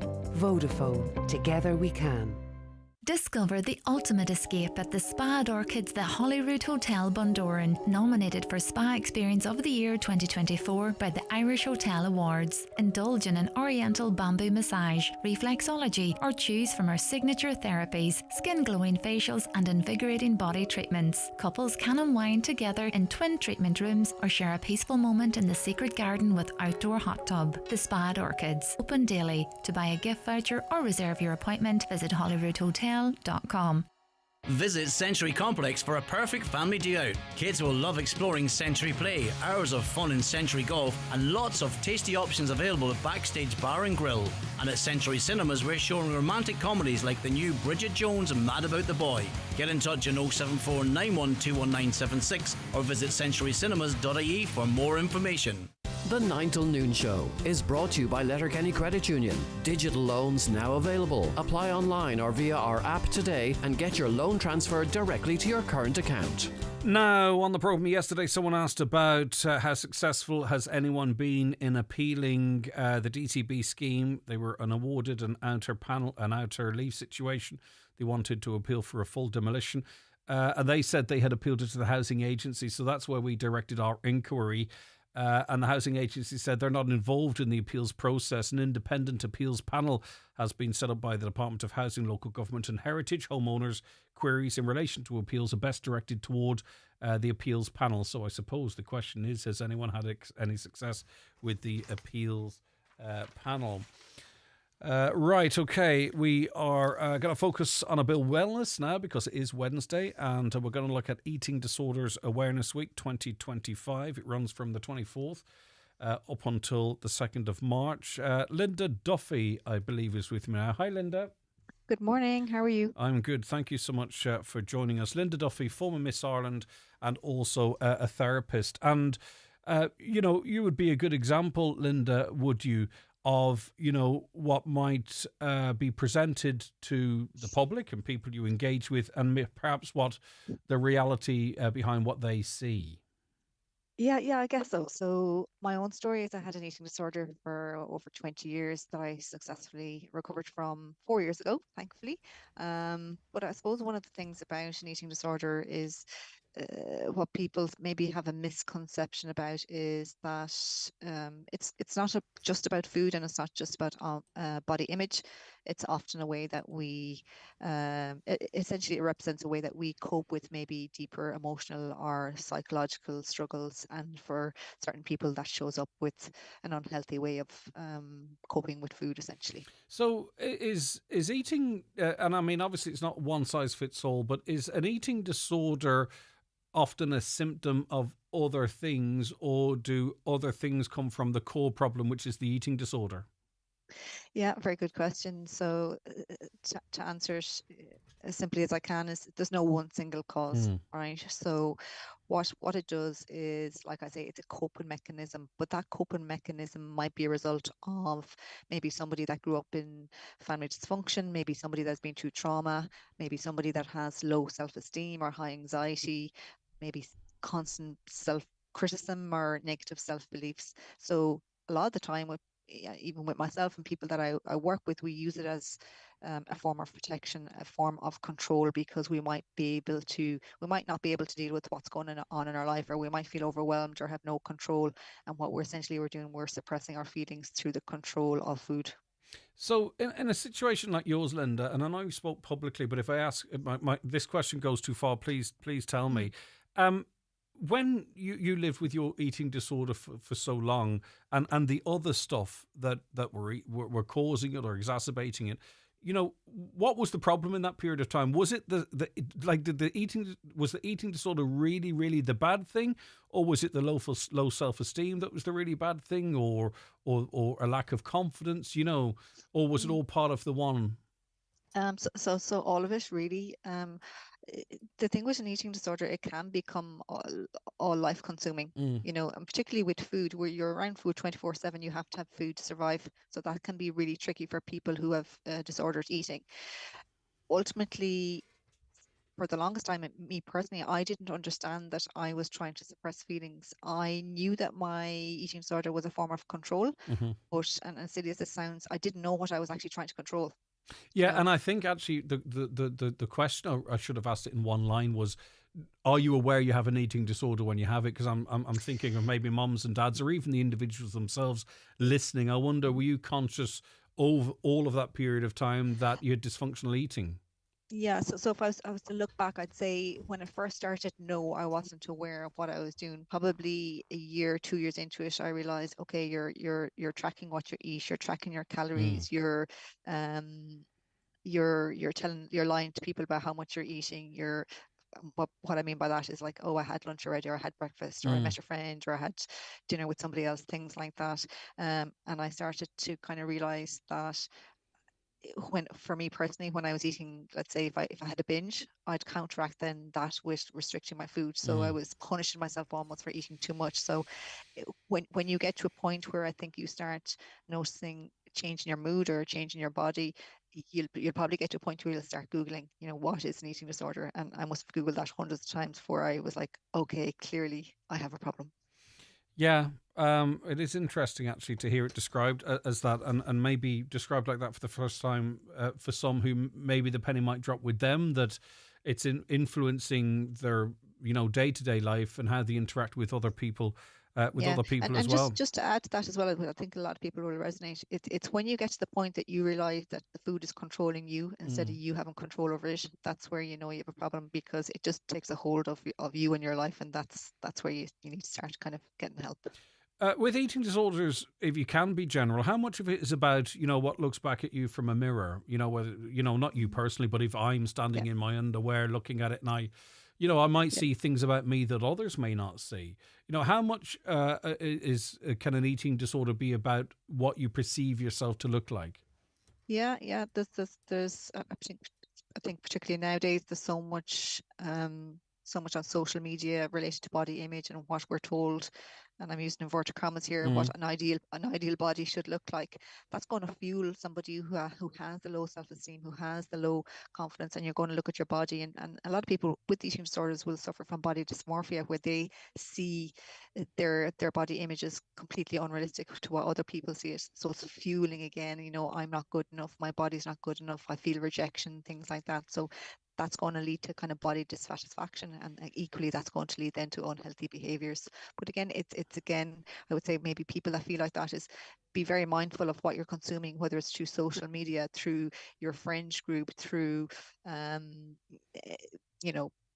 sort of media. None of us, unless it's a sympathy grab, none of us portray something that we don't think is aesthetically pleasing to ourselves or doesn't put us in a good light, do we often?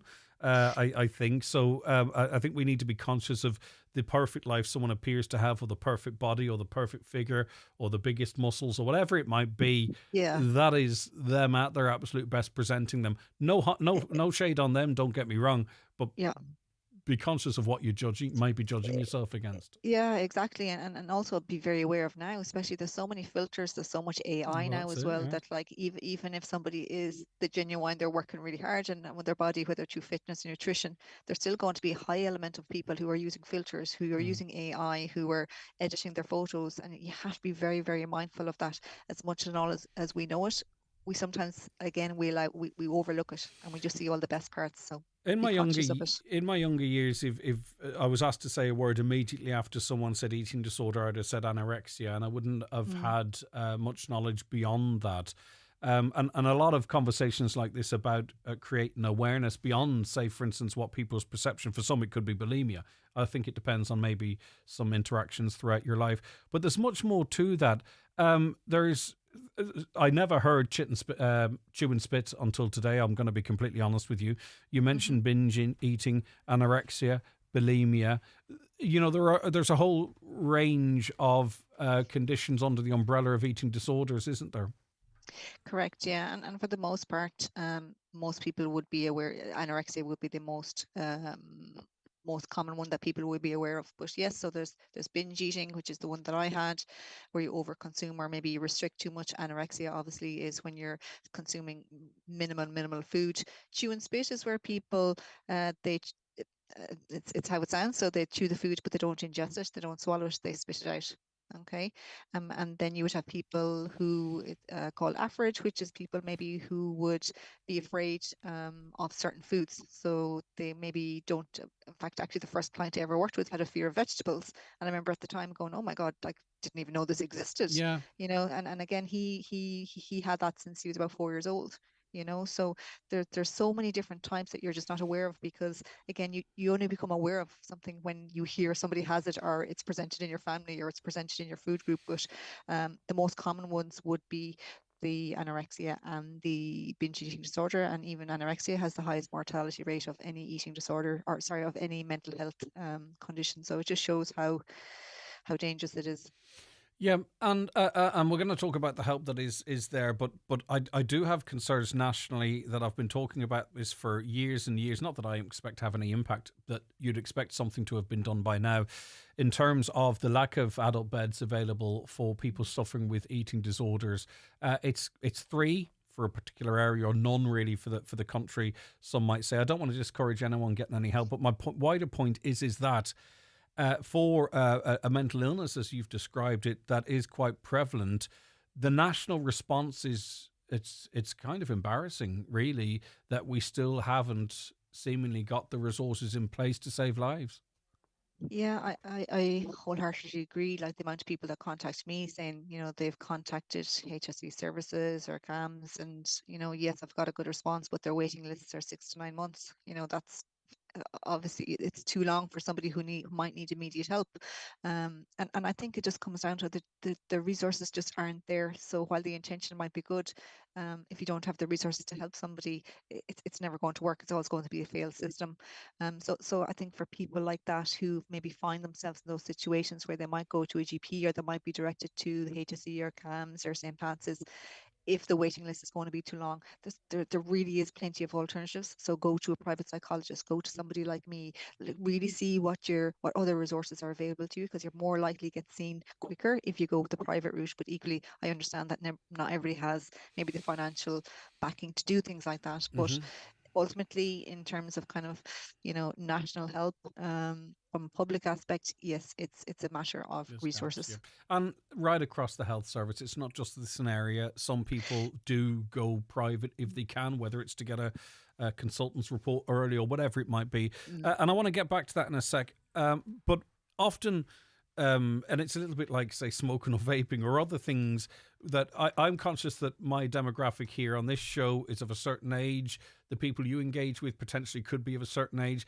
And it's kind of reactive.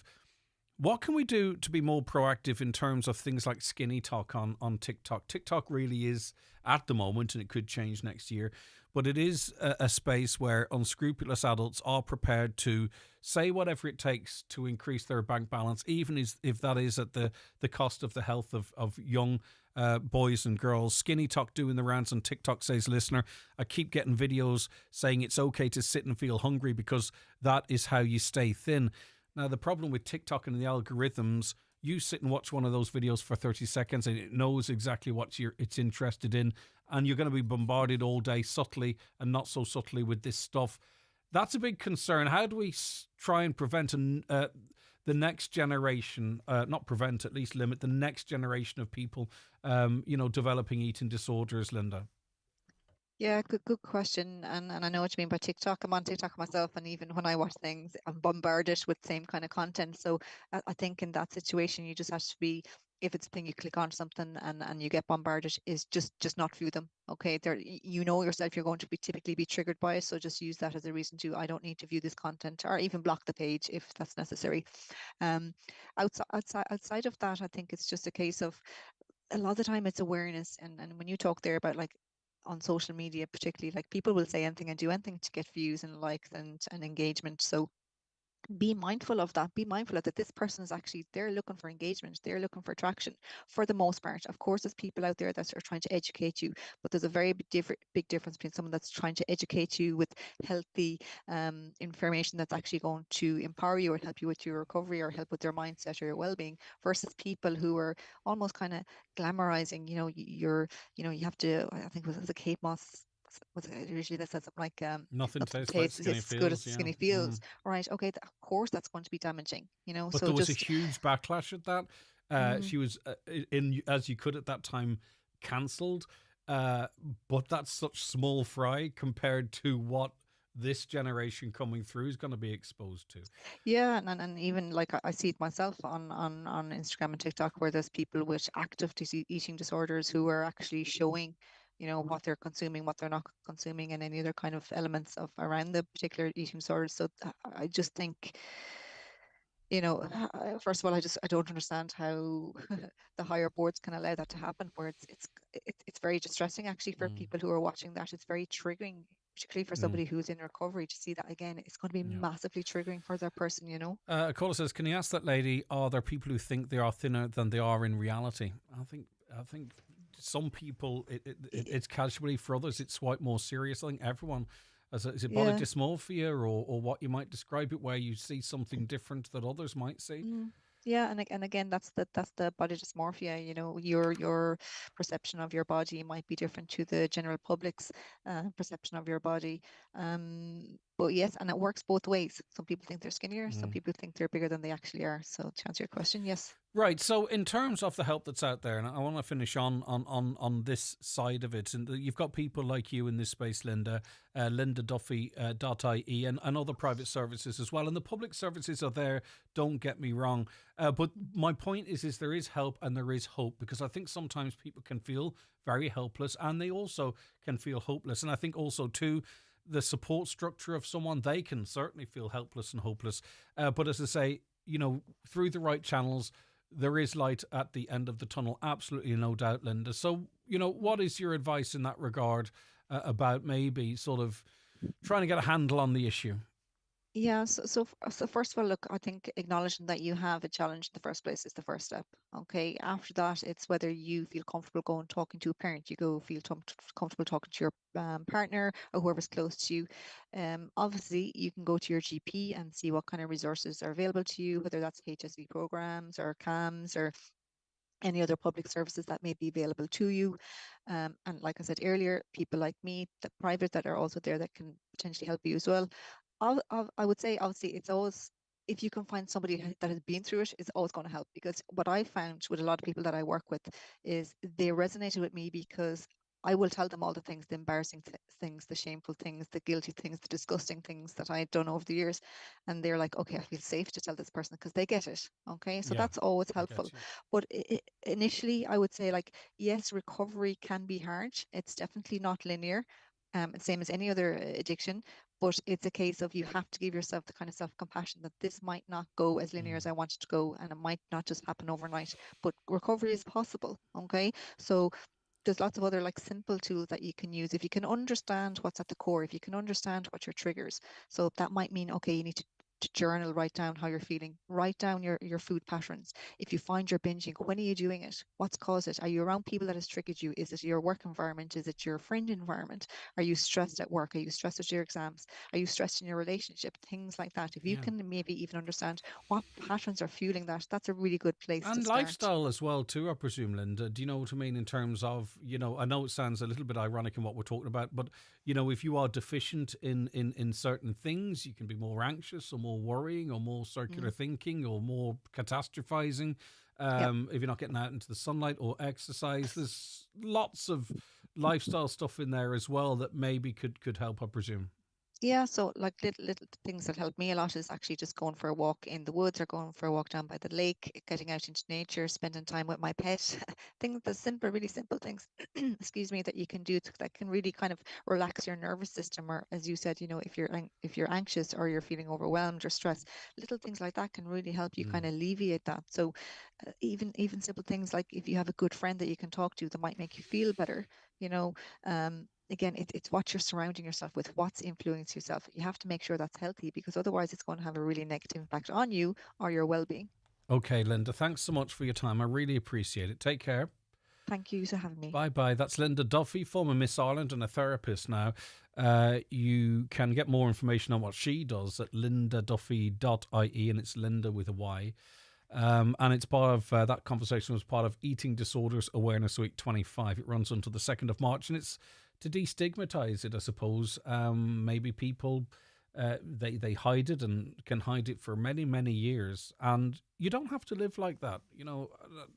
There are helps out there. And I think, if you're very anxious, you can fixate on lots of different things. And maybe it is your weight and your appearance, and then it leads into an eating disorder. There's a way out of that as well, too, if you get the right help at the right time. Okay, 086 60 25,000 if you have a view in relation to that, 086 60 25,000. Or give us a call on 07491 25,000. It is the 9 till noon show, and it's been a busy day, actually. Good morning, Anne O'Sullivan. She's a new listener from Kerry. We were chatting to your mate, Michael, your fellow counterpart, Michael Healy-Rae, as well. So hopefully maybe you've switched to Highland to get away from the Healy-Raes, have you? I don't know. Maybe I shouldn't mention them. But anyway, Anne, good to have you on. Dolores, thank you. I hope you're feeling better, Dolores. I know you're often down the road from us here, but I hope you're feeling well. Okay, back with more after these. The 9 till noon show with Letterkenny Credit Union, now offering mortgages from 40,000 to 600,000 euro with no hidden fees or transaction charges. Letterkenny Credit Union, 9102127.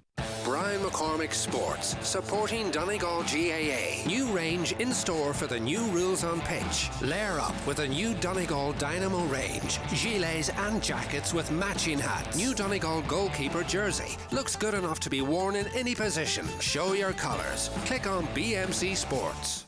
Want to work with the very best? Then make the all-new Nissan Interstar your next recruit. It's first impressions that count, and the Nissan Interstar doesn't disappoint. With a brand new eye-catching grille and jaw-dropping design. And with a stronger-than-ever payload, it has the power to match your ambition. Available now in electric and diesel versions. Let the world know you mean business with the all-new Nissan Interstar. Contact your local dealer or visit nissan.ie. Nissan. Defy ordinary. Right Price Tiles, wood flooring and bathware are 27 years old. And to celebrate, we're offering up to 70% off everything in store. That's right, a massive birthday sale with up to 70% off all tiles, wood flooring and bathware. Everything's in stock. Right Price Tiles, wood flooring and bathware. Up to 70% off birthday sale now on. Don't know if you know Alice and Pat. Late 40s, couple of kids, been together 17 years. Never married, of course, but that's not a problem. Until something happens, and suddenly words like unmarried, inheritance, and substantial tax bill enter the equation. You never need proper estate planning. Until you do. That's why the experienced team at McElhenney & Associates are here to help. Find us online or call 074 917 5989. McElhenney & Associates Solicitors, Stranraer.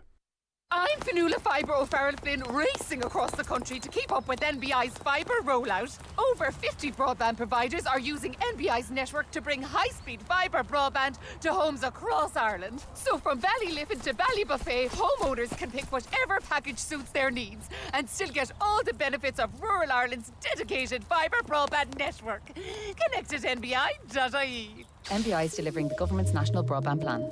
Another connection. Oh, I knew I shouldn't have worn heels.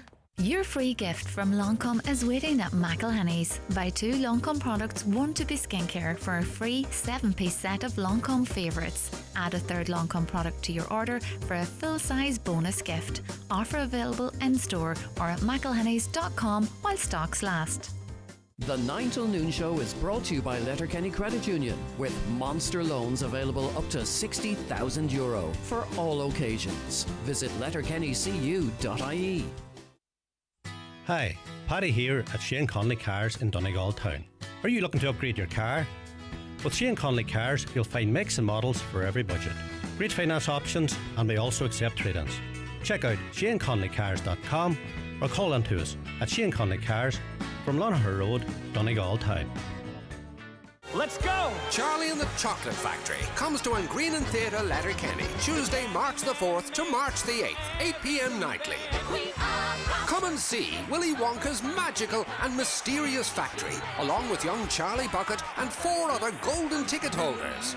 Letterkenny Musical Society's Charlie and the Chocolate Factory at Green and Theatre, Letterkenny, March the 4th to March the 8th. Get your golden tickets now.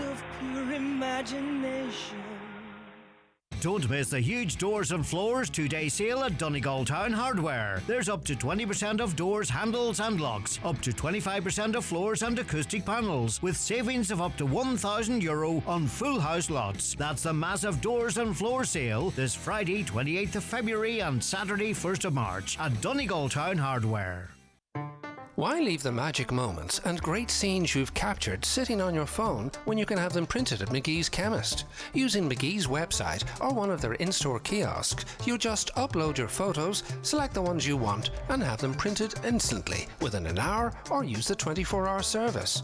35mm and film from disposable cameras also printed, and old photos can be digitally restored. Hold your memories in your hand with McGee's Chemist, Letterkenny. Join Ireland's finest singer-songwriter Paul Brady and guests Sunday the 13th of April at the Mount Errigal Hotel, Letterkenny. Here Paul performs such classics as The Island, Crazy Dreams and The Homes of Donegal. Tickets for Paul Brady on sale now at the Mount Errigal Hotel and Ticketmaster.ie. Paul Brady and guests, presented by Joe Gallagher Entertainments. Jim McGuinness's Donegal will look to get back to winning ways this Sunday at Father Tierney Park in Ballyshannon as they welcome relegation-threatened Derry in round 5 of the Alliance National Football League. Join me, Oisín Kelly, alongside Brendan Devaney for full match coverage from 1:30 this coming Sunday afternoon. Coverage of Donegal action in the National Football League is brought to you by Highland Motors in Letterkenny with a fantastic selection of award-winning pre-owned cars. Choose from diesel, petrol, hybrid or full electric. All ready to drive away. We were talking about school Highland Radio weather updates with McElhenny's. Our new season special occasion wear range is here. Visit us to explore our extensive dress collection in store or shop online at mcelhennys.com today. Too excited. Rain will clear this morning to leave a largely bright and breezy day with scattered showers, temperatures 6 to 9 degrees. So we were talking about school meals. A caller says, my son is in senior infants and honestly I can't recommend the school lunches they get enough. It's only my own opinion, but they are brilliant. Some fruit, wee snacks at their breaks at 11, and then dinner comes up from the centre next door to the school fresh every day. Everything made fresh every day, and he absolutely loves them. Whatever he doesn't eat that day is sent home with him, but doesn't happen that often. Maybe we're just lucky to have the centre next door to the school that provides fresh hot meals every day, and maybe not everywhere is lucky. And I think that is part of the issue here. There seems to be a not a blanket level of service. There's some services that, and this is why it's a difficult subject to talk about, because there are some services that seemingly are excellent and others that aren't. Right, Christy Galligan, good morning to you. Interesting you should raise this, because a few people have been raising traffic issues in and around Letterkenny with me recently, so welcome the opportunity to chat to you, and you have the insight, of course. As a former Garda Sergeant, I'm sure some of your duties at times was about moving traffic and issuing tickets on double yellow lines. I'm not saying you have a reputation for that, but I've had a few stories. Right. Letterkenny Active Travel Project. What's the story? Well, I was at a public information event in the vestry yesterday where everything was laid out in relation to the new cycleways and footpaths in and around Letterkenny area. And, you know, I mean, it's all very well and looks fantastic on the mapping sections, which I saw laid out in the vestry yesterday, but is it practical or pragmatic? And I mean, in some of the areas here, you know, I mean, we're talking about the Circular Road, which would affect myself and many other people here on the Circular Road. We've seen the new changes already on the back road here, the Convent Road, you know, the widening, reducing the road size and increasing the pedestrian size. But my question to the council was, what studies were carried out in relation to the use of cycle areas in and around, and many people use it. And I mean, I go out and walking every day in the town here, Greg, in and around those very same areas. And I see very few cyclists. Funny enough, I see But a is lot it of not, the Christy? Is e-bikes. it not a wee bit like the Field of Dreams? If you build it, they'll come. Yeah, but I mean, I saw one of the suggestions yesterday, and was from One Day Hall right up to Killylast. Now that's extremely dangerous road. Never mind anything else. But I would be upgrading the roads first before I'd start doing anything with cycle lanes or pedestrian ways. Another problem was, and I was speaking to a bus owner yesterday at the vestry, was he was saying he says what they haven't done, he says, is included proper bus routes in and around Letterkenny. Now Letterkenny has a population in its hinterland about 30 to 35,000 people. Now we haven't a proper bus routes like they have in Dublin or in other city areas or large urban areas that we need to have here. I mean, one of the suggestions I saw yesterday outlined to me was that bus stops will be on the main road itself. There won't be any little margins where they can pull in off the road and allow traffic to move on. They'll be stopping on the main road. So the bus driver that I was speaking to, or bus owner I was speaking to yesterday, was saying to me, if they stop on the main road and have 3 or 4 commuters, that's 3 or 4 minutes taking up. So now you're going to have further traffic congestion. Why haven't they included proper bus stops, bus shelters, all of these things? Well, as part with of plans advancing for a pretty, seemingly on paper, a pretty good Letterkenny Town bus service, the fact that there's no accommodation for actual bus stops, especially when we're at planning stage now, for some it would seem really quite remarkable. Yeah. Well, that's what concerned me, and it concerned the bus owner I spoke to yesterday, that there was no, there's no real transport hub here. Like the Oakfield roundabout would have been an ideal place to place a major transport hub for buses, etc. That would be the ideal place where everything that's coming into that the Letterkenny area would stop there, rather than at the station roundabout where we know where the old CIE bus stop is, or bus route is. But really, do we not, Christy? I'm going to say we, it's not me because I'm not from Letterkenny. You put the bus hub, out on land out by the IT or whatever it might be, right? And then you have a proper bus service, that a town bus service. So you keep the big traffic out there, and then you have a proper town bus service that people can trust to get in and around the arteries of Letterkenny. No? But the whole concept of this Letterkenny Active Travel project was to get people out walking and cycling rather than using their cars. But if you don't have a proper transport system in place, like a bus system in place, where people can park their cars, say, outside the outskirts of town, and get into a bus, or their children going to school, rather than having parents parked here as we have on the back road most days, they're parked on footpaths, blocking people's driveways and everything else, because of the expansion of the pedestrianisation or the footpaths in those areas. People have nowhere else to park, so they park on footpaths and in entrances.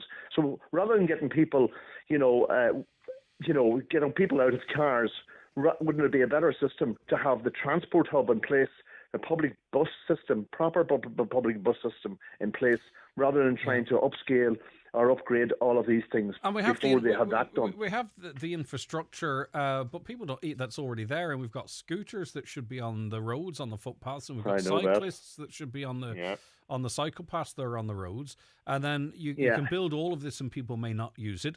There's a public consultation there. I'm sure your bus driving owner friend, he referenced the pull-in spots. You might have had something to say as an affected residents, but you are concerned, or you have the feeling that maybe this is a box-ticking exercise, and the public view, the public consultation element of this doesn't actually then impact or input into the plans. Yeah, well, when I said, and one of my biggest concerns is while there's 42.4 million for road improvements being allocated in this fiscal year, as we've heard recently, I've written to the council on numerous occasions outlining residents' concerns of lack of investment in road infrastructure in and around my area and the safety aspects of it. What I do see is constant planning applications for large numbers of residential apartment buildings on some of the busiest junctions and routes in and around Letterkenny, and that is another big concern. And how does the council expect us to believe that they're interested in what we have to say when they totally ignore us? I mean, I've written to the council on numerous occasions on behalf of people, residents up them around the back road here or the College Farm Road in relation to improvements in the roads. We have seen a huge increase in the amount of traffic because we have 2 colleges and 4 to 5 other schools on this route from the back road right up towards the top of Circular Road here. And, you're going to reduce road size, you're going to increase pedestrianisation, you have very few bus routes or buses, etc., on these routes. We have increased traffic, expansion of schools, that means more traffic and more people, and yet the infrastructure itself hasn't been upgraded to cope with that. Yeah. And that's one of the questions we're asking from the council. Why do they ignore us? Every time I write to the council here in Donegal County Council, or the Department of Transport, or the Department of Education, all I get is an acknowledgement. We don't have the funding. Tough. That's tough. Well, Cola says, what about space for emergency vehicles too to pass? Look at the four lanes. Absolutely. The 4 lanes is remarkable to see emergency vehicles, and they have to get to where they have to get, driving up on a cycle path and a footpath to try and access A, a hospital, or B, a collision. And as I say, it's not their fault. They can do whatever they like, I think, to save lives, but it seems crazy. All right, Christy, unfortunately, that's where we have to leave it. Thank you so much for taking the call, contacting us as well. If you've anything to say on that, you know the numbers. Get in touch. News on the way. The 9 till noon show is brought to you by Letterkenny Credit Union, offering low-rate car loans with fast approval. Apply online at letterkennycu.ie or in office today. The Brandon McPhee Show is coming to the Ballarat Centre Ballbuffet on Thursday 27th of March. A music variety show like no other with special guest Manson Grant. Tickets on sale now from the Ballard box office or brandonmcphee.com. With the phasing out of R32 refrigerant and heat pumps, discover next generation comfort with the new award-winning Grant Airona R290 heat pump, delivering exceptional performance with quiet operation. The Grant Airona R290, heating for the future. Think heating, think Grant. Visit grant.ie. Join me, Marty Friel, this and every Friday night from 8 for Rockin' Hits on Highland Radio in association with Arena 7 Letterkenny, the best family entertainment complex around with bowling, laser quest, soft play centre and more. Visit arena7.ie. Heading off on holiday? Don't forget to park to relax. Travelling for business? Well then just park to work. Flying for a city break? Simply park to explore. No matter where you're going, you'll find safe, secure shuttle parking just 6 minutes from the airport at Dublin's newest airport car park, Park2 Travel. Visit park2travel.ie now to book your space from March 10th and use the code Park2Travel now to get 15% off. Park2travel.ie. For when you need to park to, well, travel. Terms and conditions apply. Octavia, Fabia, Scala, Superb, Kamiq, Karoq, Enyaq, Kodiaq, petrol, diesel, plug-in hybrid, electric, HVO. So much choice, but not that much time. Whatever 251 Skoda you choose, you should order it now, because even though we have a wide range, they're selling fast. See what stock is left at skoda.ie and order yours today. Skoda. Your local Skoda dealer is DMG Motors, Clar Road, Donegal Town. Telephone 074 9721 396. Whether they're on holiday, watching TV, eating a family meal. Put it down. It seems teenagers just refuse to put down their phones. But help is at hand. Because Fundamania is in Derry. Real thrills, real fun, outside in the fresh air. Fundamania Derry at the Brunswick Movie Bowl from February 28th to March 17th. Choose regular, junior or family wristbands. Turn screen time into scream time. Details at fundamania.co.uk.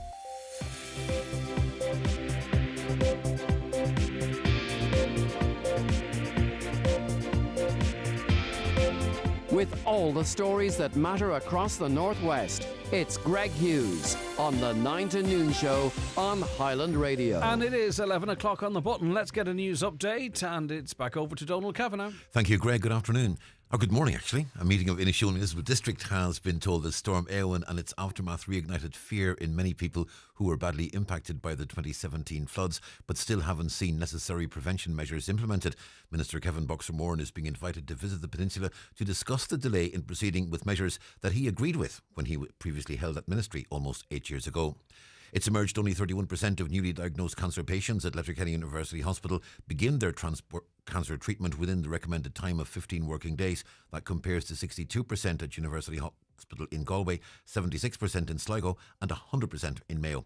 The average wait time in Letterkenny is 22 days. The figures were provided to Councillor Declan Meehan at a meeting of the Regional Health Forum West. He described the situation as an abdication of responsibility. 571 admitted patients were awaiting beds in hospitals across the country this morning. The INMO says University Hospital Limerick accounts for the largest number with 112, followed by Cork with 57 and Sligo with 55. The figure for Letterkenny was 33, 6 of them on emergency department trolleys. That gives an overall northwest figure this morning of 88. The BSNI's Collision Investigation Unit is returning to the scene of a fatal road traffic collision on Strand Road in Derry on Sunday the 11th of this month. A 42-year-old man died as a result of the incident. He was a pedestrian. Texting at the scene will be carried out tonight, with Strand Road expected to be closed between Ruck Road and Duncreggan Road from 11 p.m. to 3 a.m. And a man remains in custody after he was arrested in connection with the discovery of a woman's body on a ship in Rosslare. The woman was found in a bathroom. It's understood a brawl after the discovery led to the captain's calling emergency services on the ship, which came from Fishguard in Wales. A post-mortem is due to take place later. That will determine the course of the Garda investigation. And they're the headlines. Back with headlines again at 12 noon. Donald, thanks very much. Back after a really short break.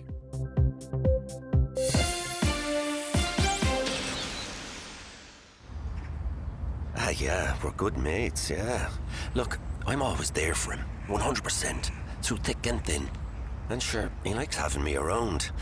Anytime he's going out, I'll get the shout, you know? And someday, I'll probably kill him. Smoking isn't the friend you think it is. Quit for 28 days and start taking back control. Find out how at quit.ie or free phone 1800 201 203 from the HSE. A caller says sausage, mash and gravy for children, €11, disgrace. And now the Taoiseach is sending more millions over to Ukraine while we feed, house, clothe them, heat them and pay for their pets. Greg, do you agree? We've done more than our fair share for these refugees and illegals. I'd love to know. I don't really know what is or isn't our fair share. I think people genuinely in need of support. It's good to give that, but I think you have to make sure it's those that are genuinely in need of it. I mean, the sausage, mash and gravy for €11 is not happening because the Taoiseach has committed more to Ukraine, whether you agree with it or not. They're kind of, one's a business decision that they've taken, but I understand your point. Hello, when doing up footpaths in Ballybofey, could they please resurface the road too? Same in Strannolar. It's an absolute disgrace. It's the fact we can't listen to music when we're out for a walk, so we can be more on guard, says a listener. That's as it relates to women expressing to the gym and now to us that they feel less safe when out and about, and they don't listen to music because they feel they have to have their full wits around them. I used to walk all the time when I dropped my son off to football in the evening. I had to stop. It's just not safe anymore. And, you know, I'd be interested to hear stories of approaches as well, or instances, if you're prepared, not this caller, any caller, to share that info as well. Or is it a sense that that things aren't as safe as they used to be? Right, okay.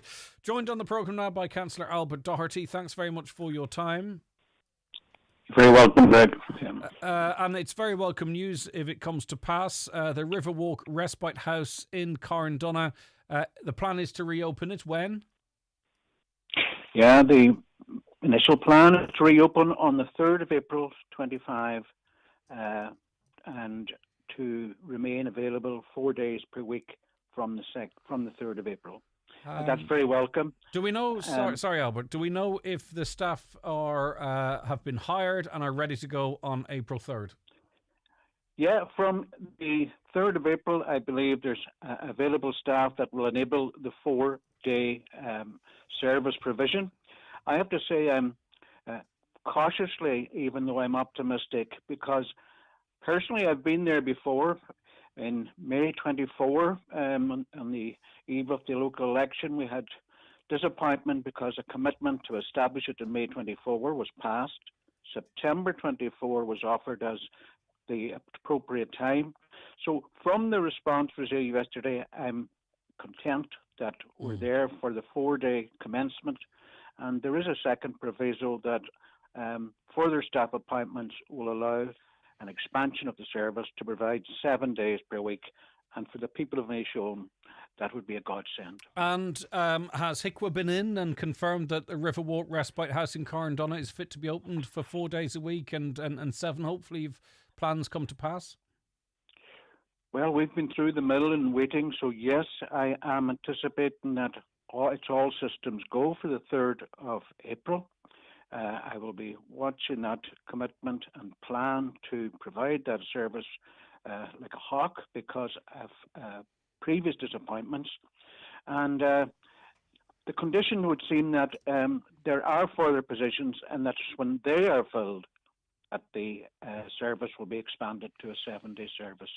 So I anticipate all systems go for the 3rd of April. And in terms of the services the Riverwalk Respite House in Carndonagh can provide, so how many spaces are there, and what and is it what we'd understand respite care to be? It could be literally just to get a night's sleep. It could be a family wedding, a break, or something along those lines. So what is the capacity there, and is that the type of respite we're talking about? Well, for quite a period, and post-COVID, and the provision of emergency full-time respite, that has compromised the availability for many families. But I would anticipate that the respite and the short break services, which play an essential and supporting role for family carers, for people with disabilities, that families, and I'm going to say 3, 4 families will be able to avail of the service, which would give them respite, short breaks, and enable them to recharge their batteries and have some feel-good time for themselves. Right. And is it adult or children, or 1 week on, 1 week off? It will be adult, and it will not exclude the children be able to benefit from at the same time. Correct. Okay, well, fingers crossed. We'll also keep an eye on it. The 3rd of April, 4 days, and from then, if the staff are being recruited, we're told 7 days. Thank you for the update. I appreciate it. You're very welcome. Thank you very much. Take care. Councillor Albert Doherty there, and that information was given at a regional Health West Forum meeting to Councillor Jerry McMonigal, who raised the issue there on behalf of Councillor Doherty, who's been, as he says himself, working on that. Hi, Greg. Weeks ago, I said that regarding infrastructure, there's a silent apartheid in our country as we're bereft of any meaningful connectivity here. As we've always suspected, the same exists in not only our cancer treatment, but in our general health care. So what other facts of Donegal life do we seriously lag behind? Jobs, capital projects, and even defective concrete. But then I suppose you get what you vote for, they say. The streets in Letterkenny and indeed other streets in Ireland are not safe to walk on after dark, and the government is to blame. We all know why. We also know that there's not enough Gardaí to patrol the streets, but there's an alternative. Our government is very keen to send soldiers out to foreign countries to protect civilians. So why do our soldiers not patrol the streets in major towns in Ireland at night? There is this sort of default where the Irish armies, if you've got a flood or wind or trees down or public order or whatever, that the army is the go-to. I mean, they're busy. They're small enough in numbers, not well paid, and other things to do. That money to redirect them could be spent in recruiting more Garda or change Garda policy and what have you. But listen, I appreciate where you're coming from, and I really do appreciate your text. A caller says, I see it's National Slowdown Day again today, and we have an update on National Slowdown Day. Let's see if anyone's been nabbed in Donegal. So we've got Cavan Wicklow. Someone was caught today, you can't say that people weren't made aware, doing 117 kilometres per hour in a 100 kilometre zone on the N15 Kilcholly Ballyshannon. Let's see, that's the only high incident of note here in County Donegal. Not saying there hasn't been others. Some agent in Stradone in Cavan was caught doing 136 kilometres per hour in a 100 kilometre zone, which is crazy. So that's ongoing. But reading on from that, I see a National Slowdown Day today. I'm living in Inishowen, and over recent years I've noted a significant increase in careless and dangerous driving. The issue I see on a daily basis includes inappropriate speeding when entering villages, dangerous and pavement parking, overly tinted windows, illegal number plates, mobile phone use, speeding through junctions, non-VRT compliant cars. I could go on all day. I'm nearly wiped out multiple times a day due to dangerously parked vehicles and blind corners, which is particularly alarming. These poor driving behaviours are endemic across all age groups and types of drivers. What I've noticed is that there appears to be no enforcement of these offences by the Gardaí at local level. I'm not sure if this is due to a directive from HQ or if Gardaí are not pursuing such offences to minimise paperwork or to avoid alienating themselves within the community. Perhaps they've become too reliant on faceless, ghost-safe vans for traffic policing. Our next guest on the show after these. The 9 till noon show with Letterkenny Credit Union. Simplify your debts with a debt consolidation loan from Letterkenny Credit Union. Call us on 074 910 2126 or apply online via our app or in office today. Looking for the perfect night's sleep? You won't want to miss Mattress Madness at Easy Living Furniture. We're offering an incredible guaranteed 20% off and up to 30% off on every single mattress, meaning no terms, no conditions and no exclusions. The savings don't stop there. Purchase any mattress and get 15% off your bed frame. And to make your life even easier, we'll remove and dispose of your old mattress completely free. Visit Easy Living Furniture, Crescent Lake Retail Park, Derry, Londonderry. Irwin Expert Electrical, your trusted destination for all things home appliances, electrical and entertainment in the Northwest. With over 50 years of leading the way, we pride ourselves on offering a diverse range of products under one roof. From top brands like LG, Samsung, Cooker, Bosch, Apple and more, take advantage of our free layaway service where you can store your new items until you're ready for them. Perfect for renovations and new build projects. Visit Irwin Expert Electrical today in Letterkenny or Buncrana. The Nutria's Milk Replacer range, which includes NutriStart and NutriStart Plus, offers the best start for your calves this spring season with 23% and 25% crude proteins, ideal for calf to beef and heifer rearing systems. Give your calves the best possible start. Available at your local Homeland store or online at homeland.ie. Visit nutrius.ie for full nutritional information. Donegal ETB's Further Education and Training Fair is on next week in the Radisson Blue Hotel, Letterkenny. Tuesday evening the 4th from 7 to 9 is aimed at Leaving Cert students, their parents and those in employment looking to upskill, with talks on courses and apprenticeships. Then Wednesday the 5th from 10 a.m. to 2 p.m. is for anyone interested in full and part-time education or training opportunities. This free event is perfect for finding out about the various options offered by Donegal Education and Training Board across the county. Highland Radio Time Checks brought to you by EirGrid, the operator and developer of Ireland's electricity grid. EirGrid, powering up communities, powering up Ireland. The time is? The time now is 11:13. We're joined on the programme by Susan Gray from Park. Susan, thanks for joining us today. Thanks, Greg, for asking me on. And it's off the back of really quite bleak figures, which shows a significant and worrying upward rise in road deaths in Donegal, coupled with, statistically, less road traffic police on the streets. What was the finding of this survey beyond that? Right, Greg. We looked at the fatalities, and last year, in 2024, we recorded 20 road deaths in Donegal roads. Now, the Gardaí since have reclassified 3 of those deaths, so it's the figure stands now at 17. Then we looked at the Minister for Justice published figures last week for roads policing units per county, per division.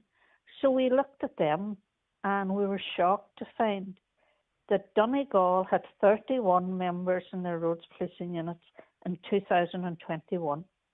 By December 2024, they had lost 10 valuable members. Great.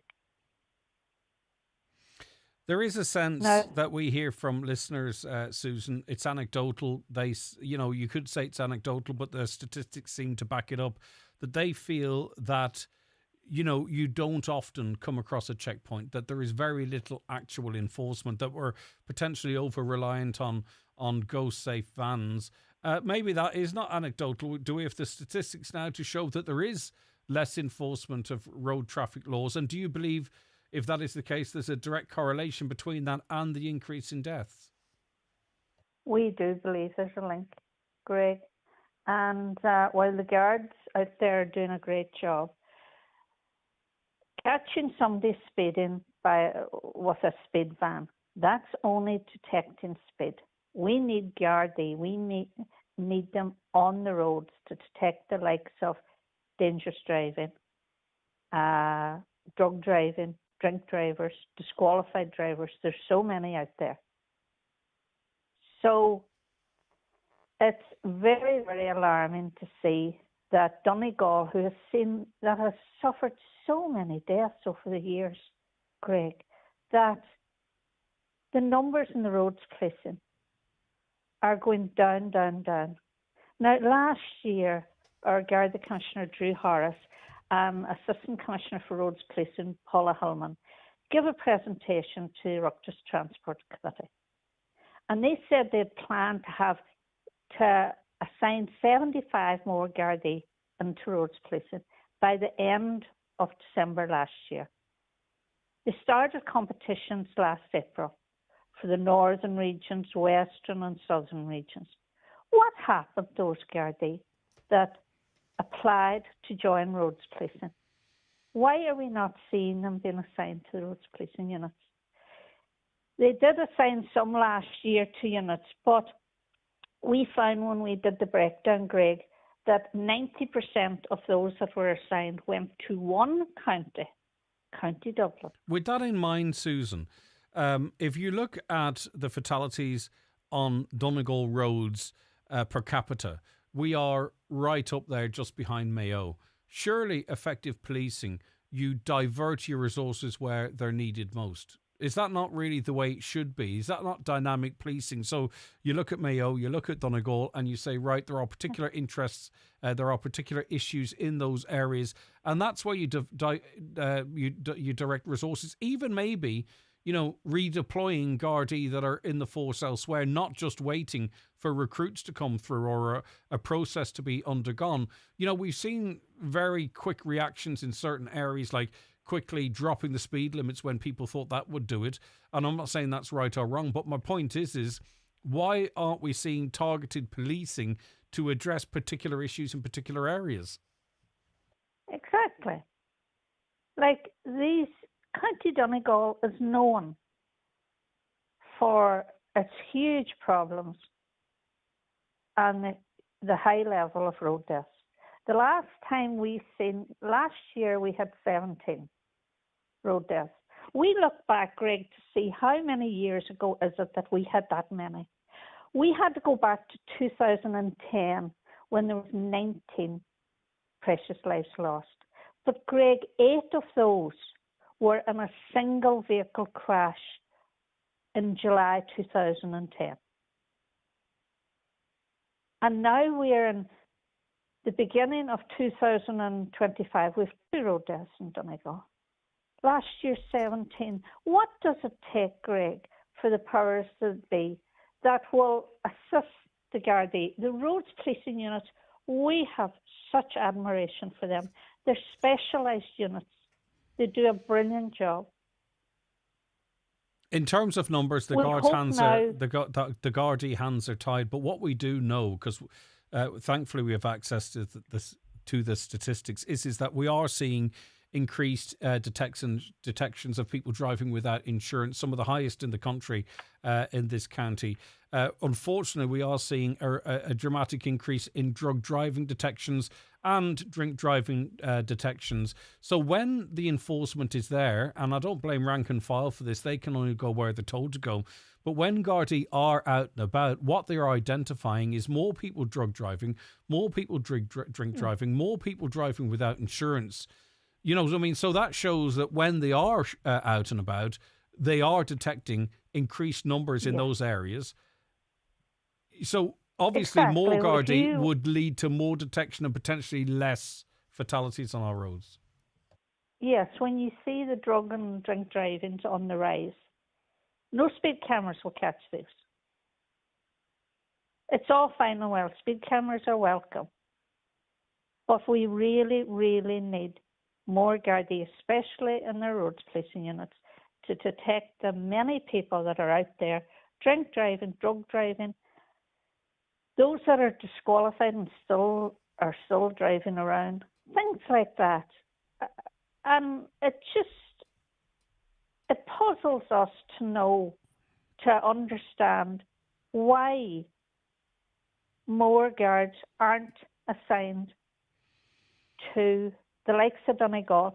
Now, when we looked into the figures further, Greg, we realised Kerry is the only Garda division that has the same number of Gardaí assigned to their roads policing units now as they had in 2021. How did they manage that? Well, what do you think? You must have is it representation? Maybe the Healy-Ways are doing a fine job down there. I honestly don't know. Susan, but just an observation. Just an observation before you go on to that, if you don't mind. Like, I know I've spoken to senior Gardaí in this county down the years, not currently in their positions, down the years, who are equally frustrated at trying to get resources to this part of the county. They say it's often a struggle, that it's often difficult to relate to Gardaí HQ. The unique nature of Donegal, we're bordered on the right, we've sea on the left and north of us. You know, we've a tiny little strip of us attaching us to the rest of the country effectively. They are often frustrated themselves in trying to get greater resources here. But then what we do see is headline stuff, right? So riots in Dublin, particular issues in certain areas. There was particular policing problems in Monaghan. And we see reactive changes whereby, you know, the Garda Commissioner decides to boost resources there when something's on Morning Ireland or in the papers or what have you. That shouldn't be the way it is. It should be based on need. It shouldn't be based on headlines.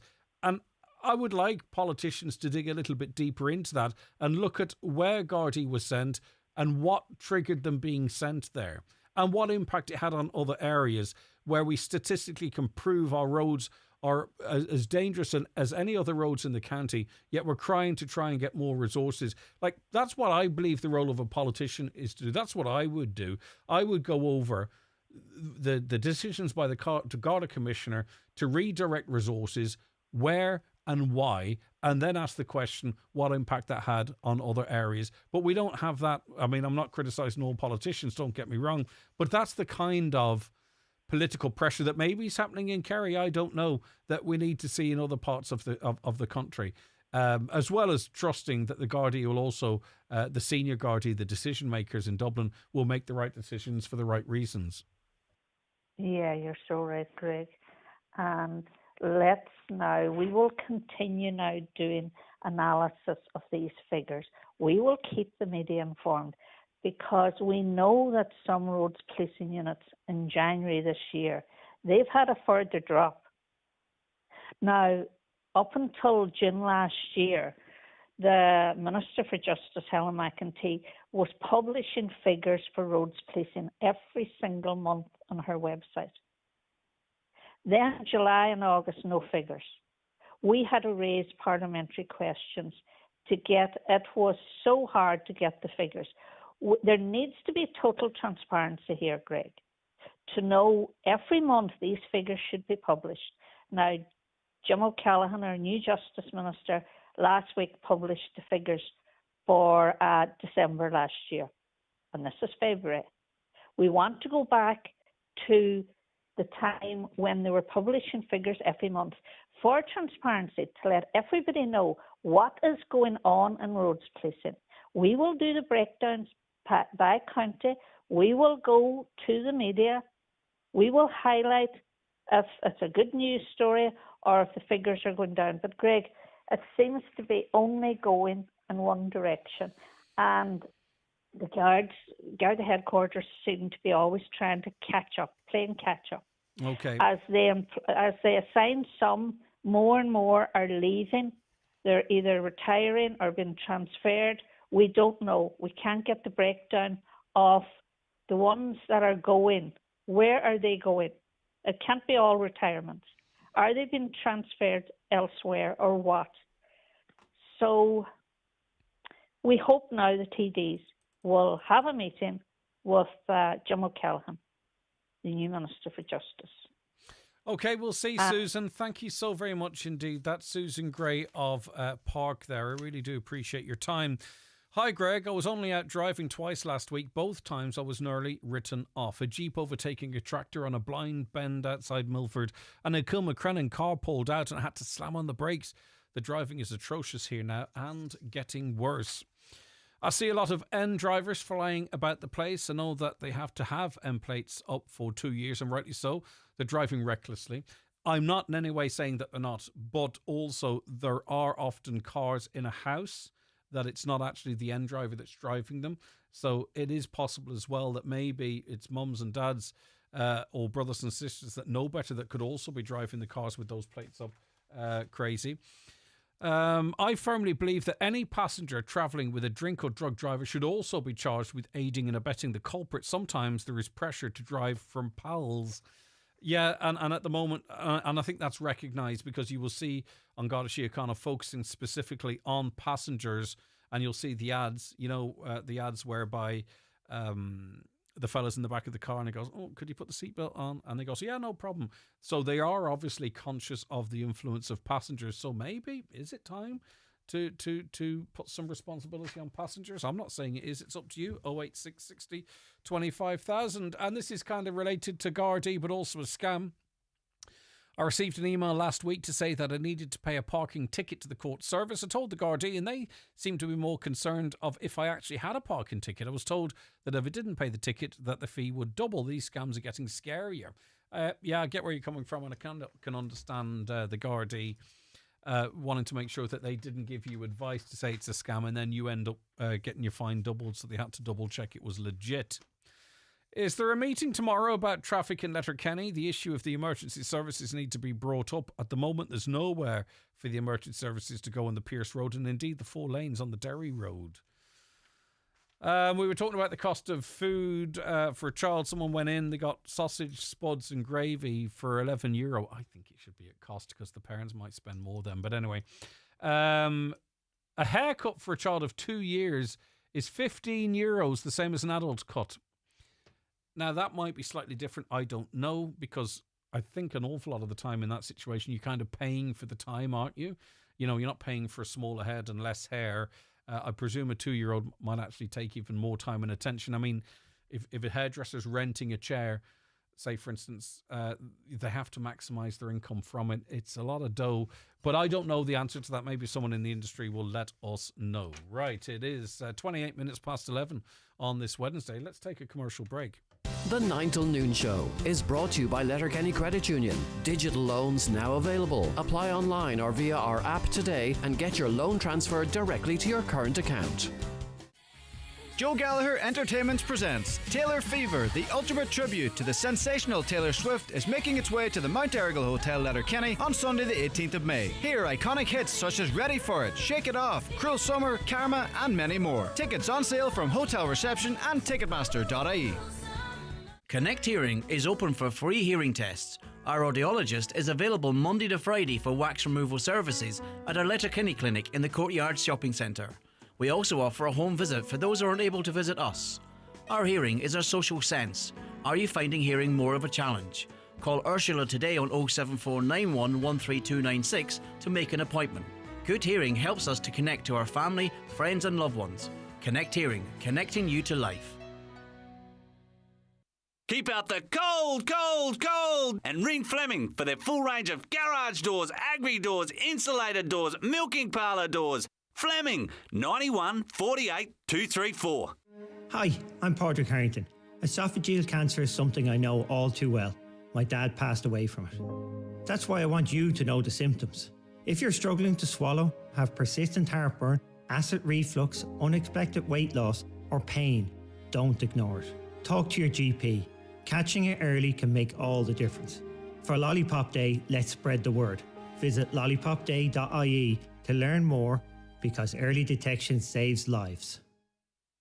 Whether they're on holiday, watching TV, eating a family meal. Put it down. It seems teenagers just refuse to put down their phones. but help is at hand. Because Fundamania is in Derry. Real thrills, real fun, outside in the fresh air. Fundamania Derry at the Brunswick Movie Bowl from February 28th to March 17th. Choose regular, junior or family wristbands. Turn screen time into scream time. Details at fundamania.co.uk. It's the holiday of a lifetime. Highland in the Sun 2025. This September 14th to the 21st, we go back to the stunning 4-star Sol Costa Gerada Hotel Saloon for 7 nights dinner, bed and breakfast and lots of great entertainment with some of your favourite acts in Irish country music. Don't delay and book today by contacting Country Music Tours on 074 9119 955 or email info@countrymusictours.ie. Don't miss out on the holiday of a lifetime. Business Matters in association with Local Enterprise Office Donegal. Local Enterprise Week from the 3rd to the 7th of March has over 20 events across Donegal for those starting, growing or scaling a business. To see the lineup of speakers or to book, see localenterprise.ie/Donegal. Okay, so the Business Matters podcast from Highland Radio will be available from today and broadcast at the weekend. We'll talk about that in a moment. Its presenter is Chris Ashmore, who joins me now. Hiya, Chris.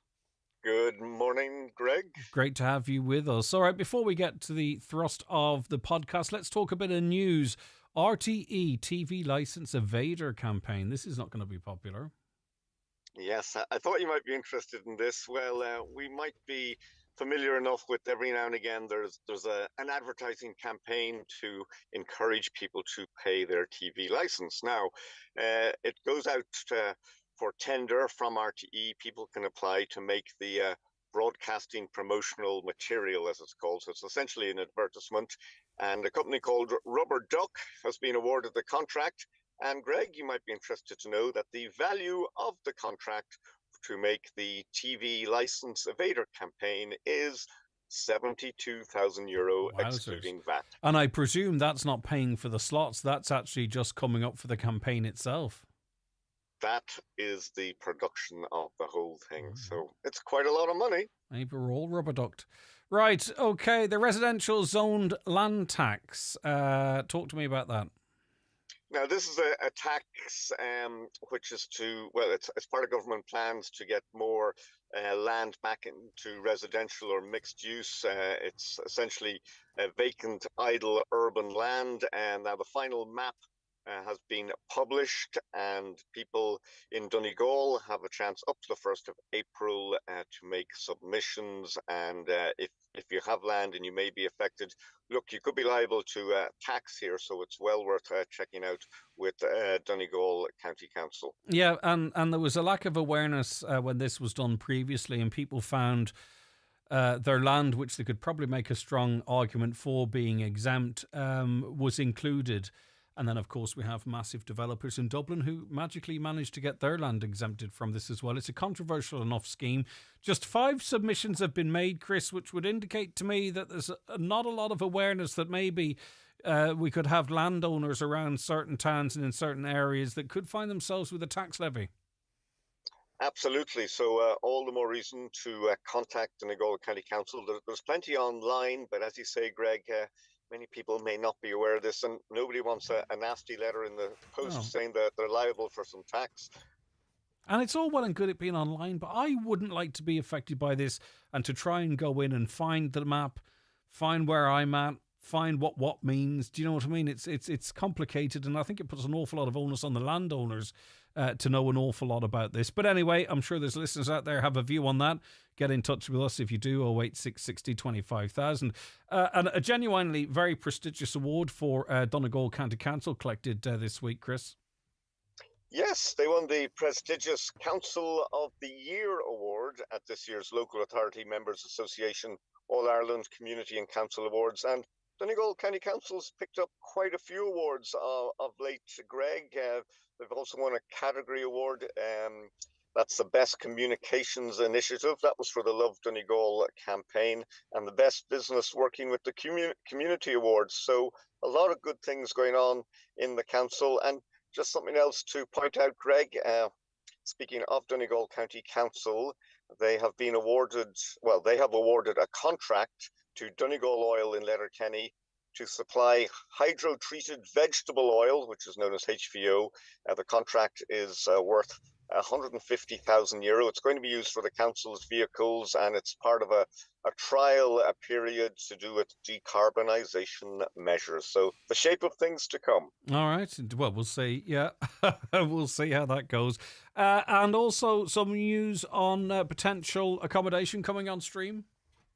Yes, there are plans for 40 housing units. Now, it's a mixture of apartments and houses in the Ballyhasky townland in Newton Cunningham. These are going to be, it's a social housing development. So Donegal County Council is seeking now the view of the public, and there's a public consultation process.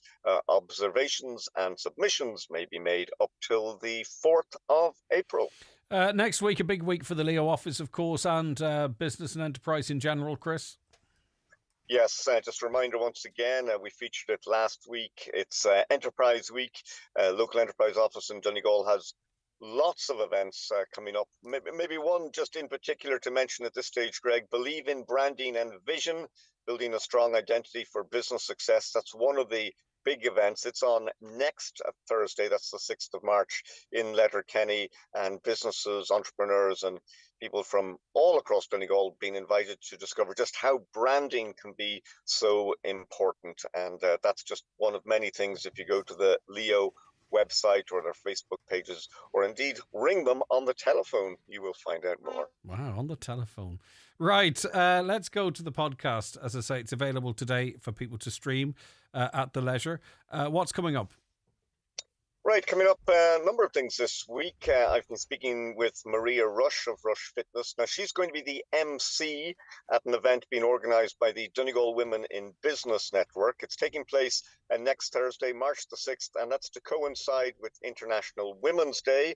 It's been held on Greenan Hotel in Burt, and the theme is Fit for Business, with the guest speaker being Jenny Timoney, the CEO of the athleisure wear company FitPink, which has been a great success. And I think we have a clip, Maria, giving some details of what to look out for. So as with all the events that the Donegal Women in Business run, inspiration and collaboration and insight and conversation is really, really important. And it's very much going to be a fun but relaxed event, but it's going to be very, very informative and hopefully incredibly insightful for people in business.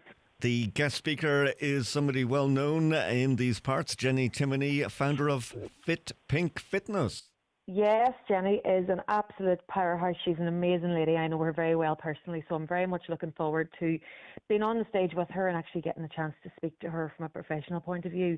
She has an incredible brand and she has an incredible story as well. So she's going to be speaking as the guest speaker on how to build a successful brand with digital marketing and talking about the importance of customer engagement as well.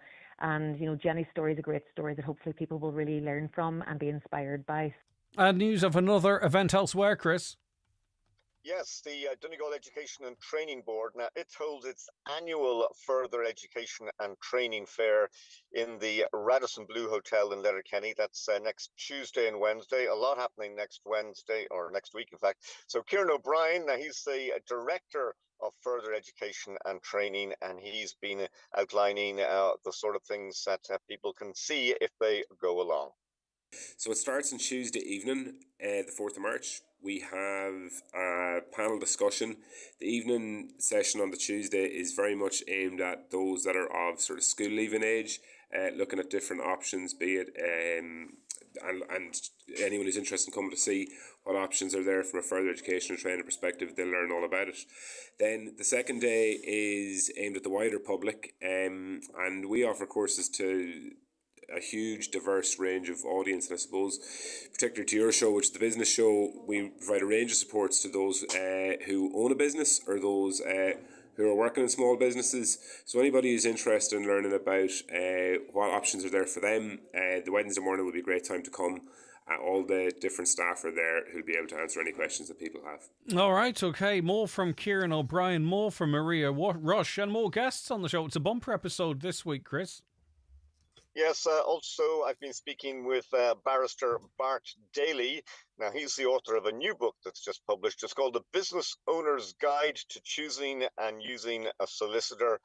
lots of useful tips, do's and don'ts. He's been in the legal profession for well over 30 years, and it gives you a real insight to a lot of things. And one thing he focuses on is alternative dispute resolution, ways maybe of resolving issues without going to courts. And he's a big supporter of mediation as a course to sort things out. All right, okay, so as we say, it's available on demand right now. If you wish to listen to it, scheduled radio Sunday evening, Chris. Yes, Greg, it's on after the 6 o'clock news on Sunday on the wireless. Okay, and if anyone wants to contact you, apparently there's this thing, email. It's going to be huge. It's really taken the world by storm. I'm sure some of the listeners out there have access to email. You're on it, one of the early adopters. They can contact you via that as well. Absolutely, Greg. Business Matters at highlandradio.com. The world's going crazy. Thanks, Chris. Chris Ashmore there joining us from a car somewhere. We do appreciate his time nonetheless. Greg, get real. The native Irish population can see what's happening with Ukrainians being given so many benefits, not even having to pay for road tax or dog licenses, never mind rent, healthcare or dentistry. When the war ends in Ukraine, do you think the Ukrainians in Donegal will be going home? They ask. I don't know if they'll be going home. And hopefully there is an end to that war shortly, which with an outcome that's agreeable to all. Many will, others perhaps won't. A little bit like when, and I know some people don't like this analogy because they say some circumstances are different, and of course they are. But I was speaking to someone on the radio, and they were talking about their children going away and they'll never come back. So sometimes people put roots down. The bottom line is though, I think people will expect any benefits or advantages for Ukrainians, particularly because they're here fleeing a war, when that war ends, to come to an end, so that it's level playing field in access to health, dentistry and rent, and so on and so forth. We shall see. It'll be interesting to see, for an example, what the government decide to do this week in relation to the €800 a month payment for accommodation. Some talk of it being reduced to 600, but some would also feel that still gives, because people can top it up as well, whether it's legal or not, it happens. An advantage in the rental market. So we shall see. Will some stay? Will some go? Yeah, I remember back in the, when was it? I'm terrible with times. Probably the noughties, was it? When there was a massive Eastern European population. I know certainly when I was working in Bundoran, the population doubled really. And some people met locals or decided they wanted to stay and set down roots and are now members of that community, and others decided that they wanted to return back to Poland. As an example, there was others, Lithuania and other countries as well. I presume it's going to be the same with the Ukraine. I mean, do you want them, by the tone of your text, to all go home in inverted commas, or are you happy for some to stay? I don't know what your views are. A caller says, in England, the car is restricted to L and N, so anyone who's driving has to adhere to N and L rules. In Ireland, qualified drivers drive NNL plated cars. Right, that's interesting. So I was talking a little earlier on that some people, you know, if you've got a young person learning or just passed their test, or an older person in the car, and you drive, you can drive irresponsibly, and it might give the impression it's the new driver that's doing it. Are you saying that in England the car is restricted with those plates regardless of who's driving? That would be interesting. I didn't know that, if that is the case, but it's interesting. And maybe it's something could extend to here. I don't know. What do you all think? The 9 till noon show with Letterkenny Credit Union, now offering mortgages from €40,000 to €600,000 with no hidden fees or transaction charges. Letterkenny Credit Union, 9102127. You don't get a minute to yourself when your cows start calving. It's one thing after another. There's no let up. You'll do everything you can to look after your animals and ensure they survive. But are you doing enough to survive it yourself? Always be alert around livestock to stay safe this calving season. Find out more at hsa.ie/farm safety. Brought to you by the Government of Ireland. If you're getting married in 2025, BizPrint can take care of all your printing needs. Not just invitations, but save the date cards, order of service booklets, table plans, and so much more. See what's available at weddinginvites.ie or call BizPrint on 9177955. Make perfect pancakes every time with Dunnes Stores. Whip up a batch with fresh eggs, 6 for €1.39. Or choose an 8-pack of large buttermilk pancakes, just €2.50. Then add your favourite toppings like a sprinkle of sugar with 49-cent lemons or chocolate and hazelnut spread, 400-gram jar, only €1.50. And for that finishing touch, you can save at the till with a 5 off 25 grocery voucher. Dunnes Stores. Always better value. Terms and conditions apply. Voucher can be used on next in-store grocery shop of €25 or more. Do you need a little extra help staying in your home? At Bluebird Care, we offer a wide variety of QMark-approved personalised home care services across Donegal. And our fully trained and committed staff will always meet your care needs with kindness, compassion and dignity. To get your personal home care assessment plan, visit bluebirdcare.ie or call our care team today on 07491 29562 and bring care home. Log on to Revenue's My Account to claim any tax credits you're entitled to and tell us about any extra income you have earned outside the PAYE system. If you're due a refund, you'll get it within days. If you owe us money, we'll work with you on a payment option. My Account. It's quick, it's easy, and it's free. Highland Radio weather updates with McElhenny's. Our new season special occasion wear range is here. Visit us to explore our extensive dress collection in store or shop online at mcelhennys.com today. So, showers will become more frequent the further east you go today.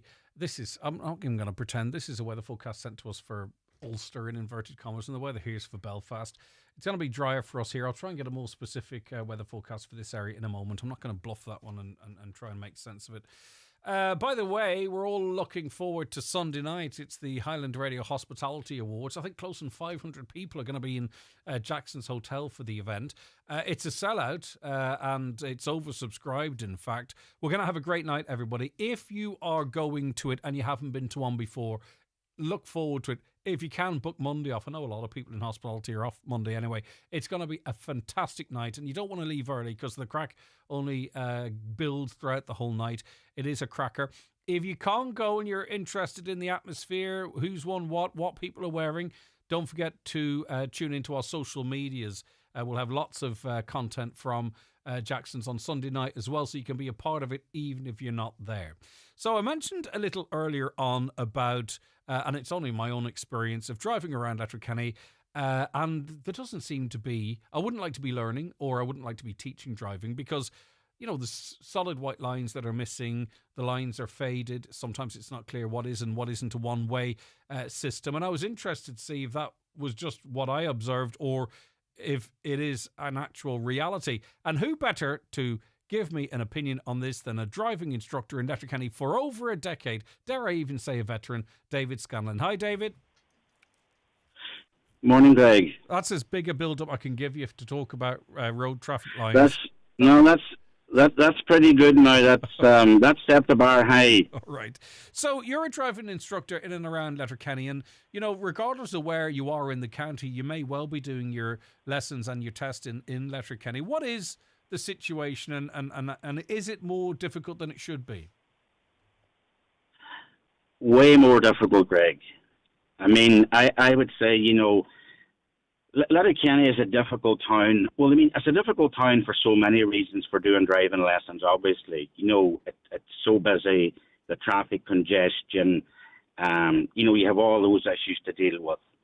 But then on top of that, you know, what you touched on earlier about road markings, signs, or the lack of them, you know, the lack of road markings, there are days it's a nightmare, and that's being honest with you. I mean, the reality is, and a lot of people may not know this, you know, but they're the guts of maybe, I'm not too sure now what the count is, but I mean, there are over 60 driving instructors who work in Letterkenny. Now, they may not be there all at the one time, of course. And there's a huge amount of lessons taking place in this town every single day. Huge amount of driving tests. I mean, we're the biggest town in the county. As you said earlier, there are only 3 testing centres in the county: Buncrana, Donegal Town and Letterkenny. And obviously Letterkenny is way streets ahead of all the rest of them for providing lessons and for doing driving tests. You know, so as I say, it is not an easy town to do to do lessons in or to do driving tests. Just what you talked about earlier, you will come to a junction, maybe it's a stop junction. Maybe there's a broken line there. So for a start, that's contradictory. The opposite can happen then. That, David, because some of us haven't sat our test for a while. So if there's a stop sign that I should see, but the reality is that's why you also have the continuous white line at a junction. Now, my understanding is you have to stop. I would count to 3, 1, 2, 3, and then progress. You know what I mean? Yeah. That's what I would suggest I would do. But say I'm doing my test and I'm up to High Doe, and I cross that dotted line. There's no white line there, but there is a stop sign. Is that an instant fail? That is an instant fail. I mean, that's not fair, is it, David? It is so unfair. And I mean, there is really no leeway. There are certain things in the driving test that are sort of non-negotiable. Stop lines are one of them. Obviously, things like, a red light, maybe an amber light if you have time to stop at it. There are some things, and there is really no leeway on them whatsoever. Now, there are problems all over the town. Housing estates are a particular problem. We do a lot of work on housing estates, obviously, because all our manoeuvres, we do 3 manoeuvres in the driving test. We do a turnabout or a 3-point turn, as people would have called it in the past. We do a reverse manoeuvre around the corner, and we do a hill start. Mm-hmm. Now, these are all done in housing estates or residential areas for obvious safety reasons. But in the housing estate, you will go into a housing estate and you will come to a junction. There will be no sign. There will be no stop written on the road. There may be a foot of white line, if your eyesight is good enough to see it, that's maybe there for 10 years. That is what the pupils and the young people are dealing with. Yet if that young person drives across that line without stopping completely, that's what we call a grade 3 in their test. That's an immediate fail.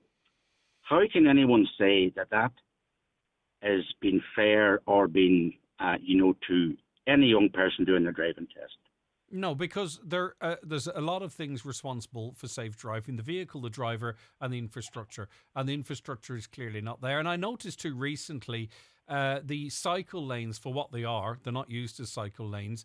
They're becoming really quite faded and hard to notice as well. It's not a grade 3 to go in onto the cycle lane, is it? Or maybe it is. I don't know. I should know, but I don't. I don't go in, so it doesn't matter. I mean, it's like a lot of things in the driving test. And in certain situations, something can be a grade 3. In another situation, it may not. But it's certainly a mark for a student if they go in to the cycle lane. Mm-hmm. It's certainly a mark. And, I mean, there are cycle lanes around this town. First of all, there are cycle lanes in locations where they shouldn't be because they're unsafe. The road is too narrow. So the cycle lane is way too narrow.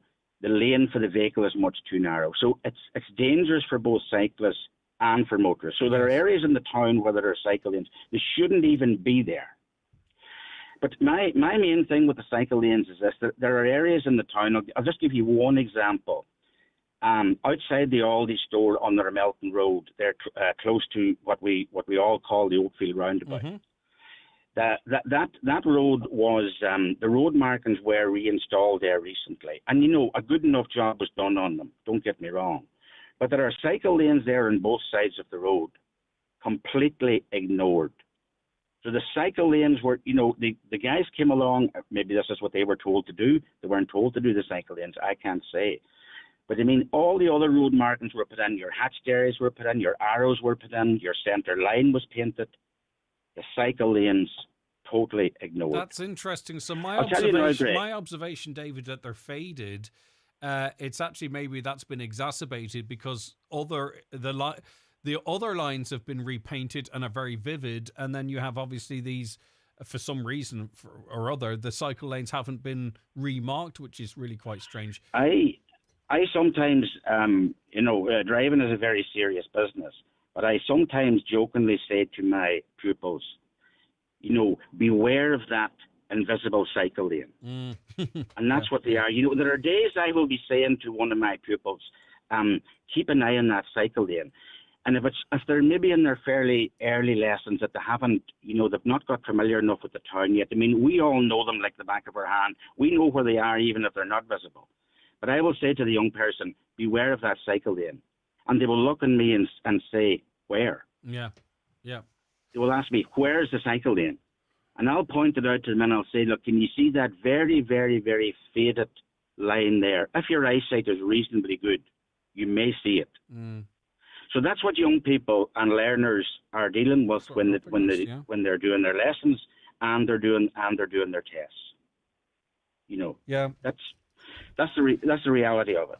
All right, David. Listen, I really appreciate you giving us a heads up in relation to that. You know, to get the view on the ground, because as I say, it's one thing spotting it; it's another thing when someone's in the business of getting our drivers, most of them young, safely onto the road. David, thanks very much for it. It's really appreciated. No problem, Greg. Thanks for your time. Take care. Bye-bye. David Scanlon there, a driving instructor in Letterkenny now for the past 12 years. And maybe you want to add something to that yourself. Feel free to do so. You can always contact us, by the way, especially if you're listening to the podcast or the repeat show overnight. Many of you do, and we really do appreciate it. And you can email comments@islandradio.com or send us a WhatsApp and we can pick it up when you're listening and include it in the next live show. But that's today's live show done and dusted. Thank you very much to Donna Marie Doherty, who researched and produced, ably assisted by Shannon Wilkins. We're back with you live tomorrow.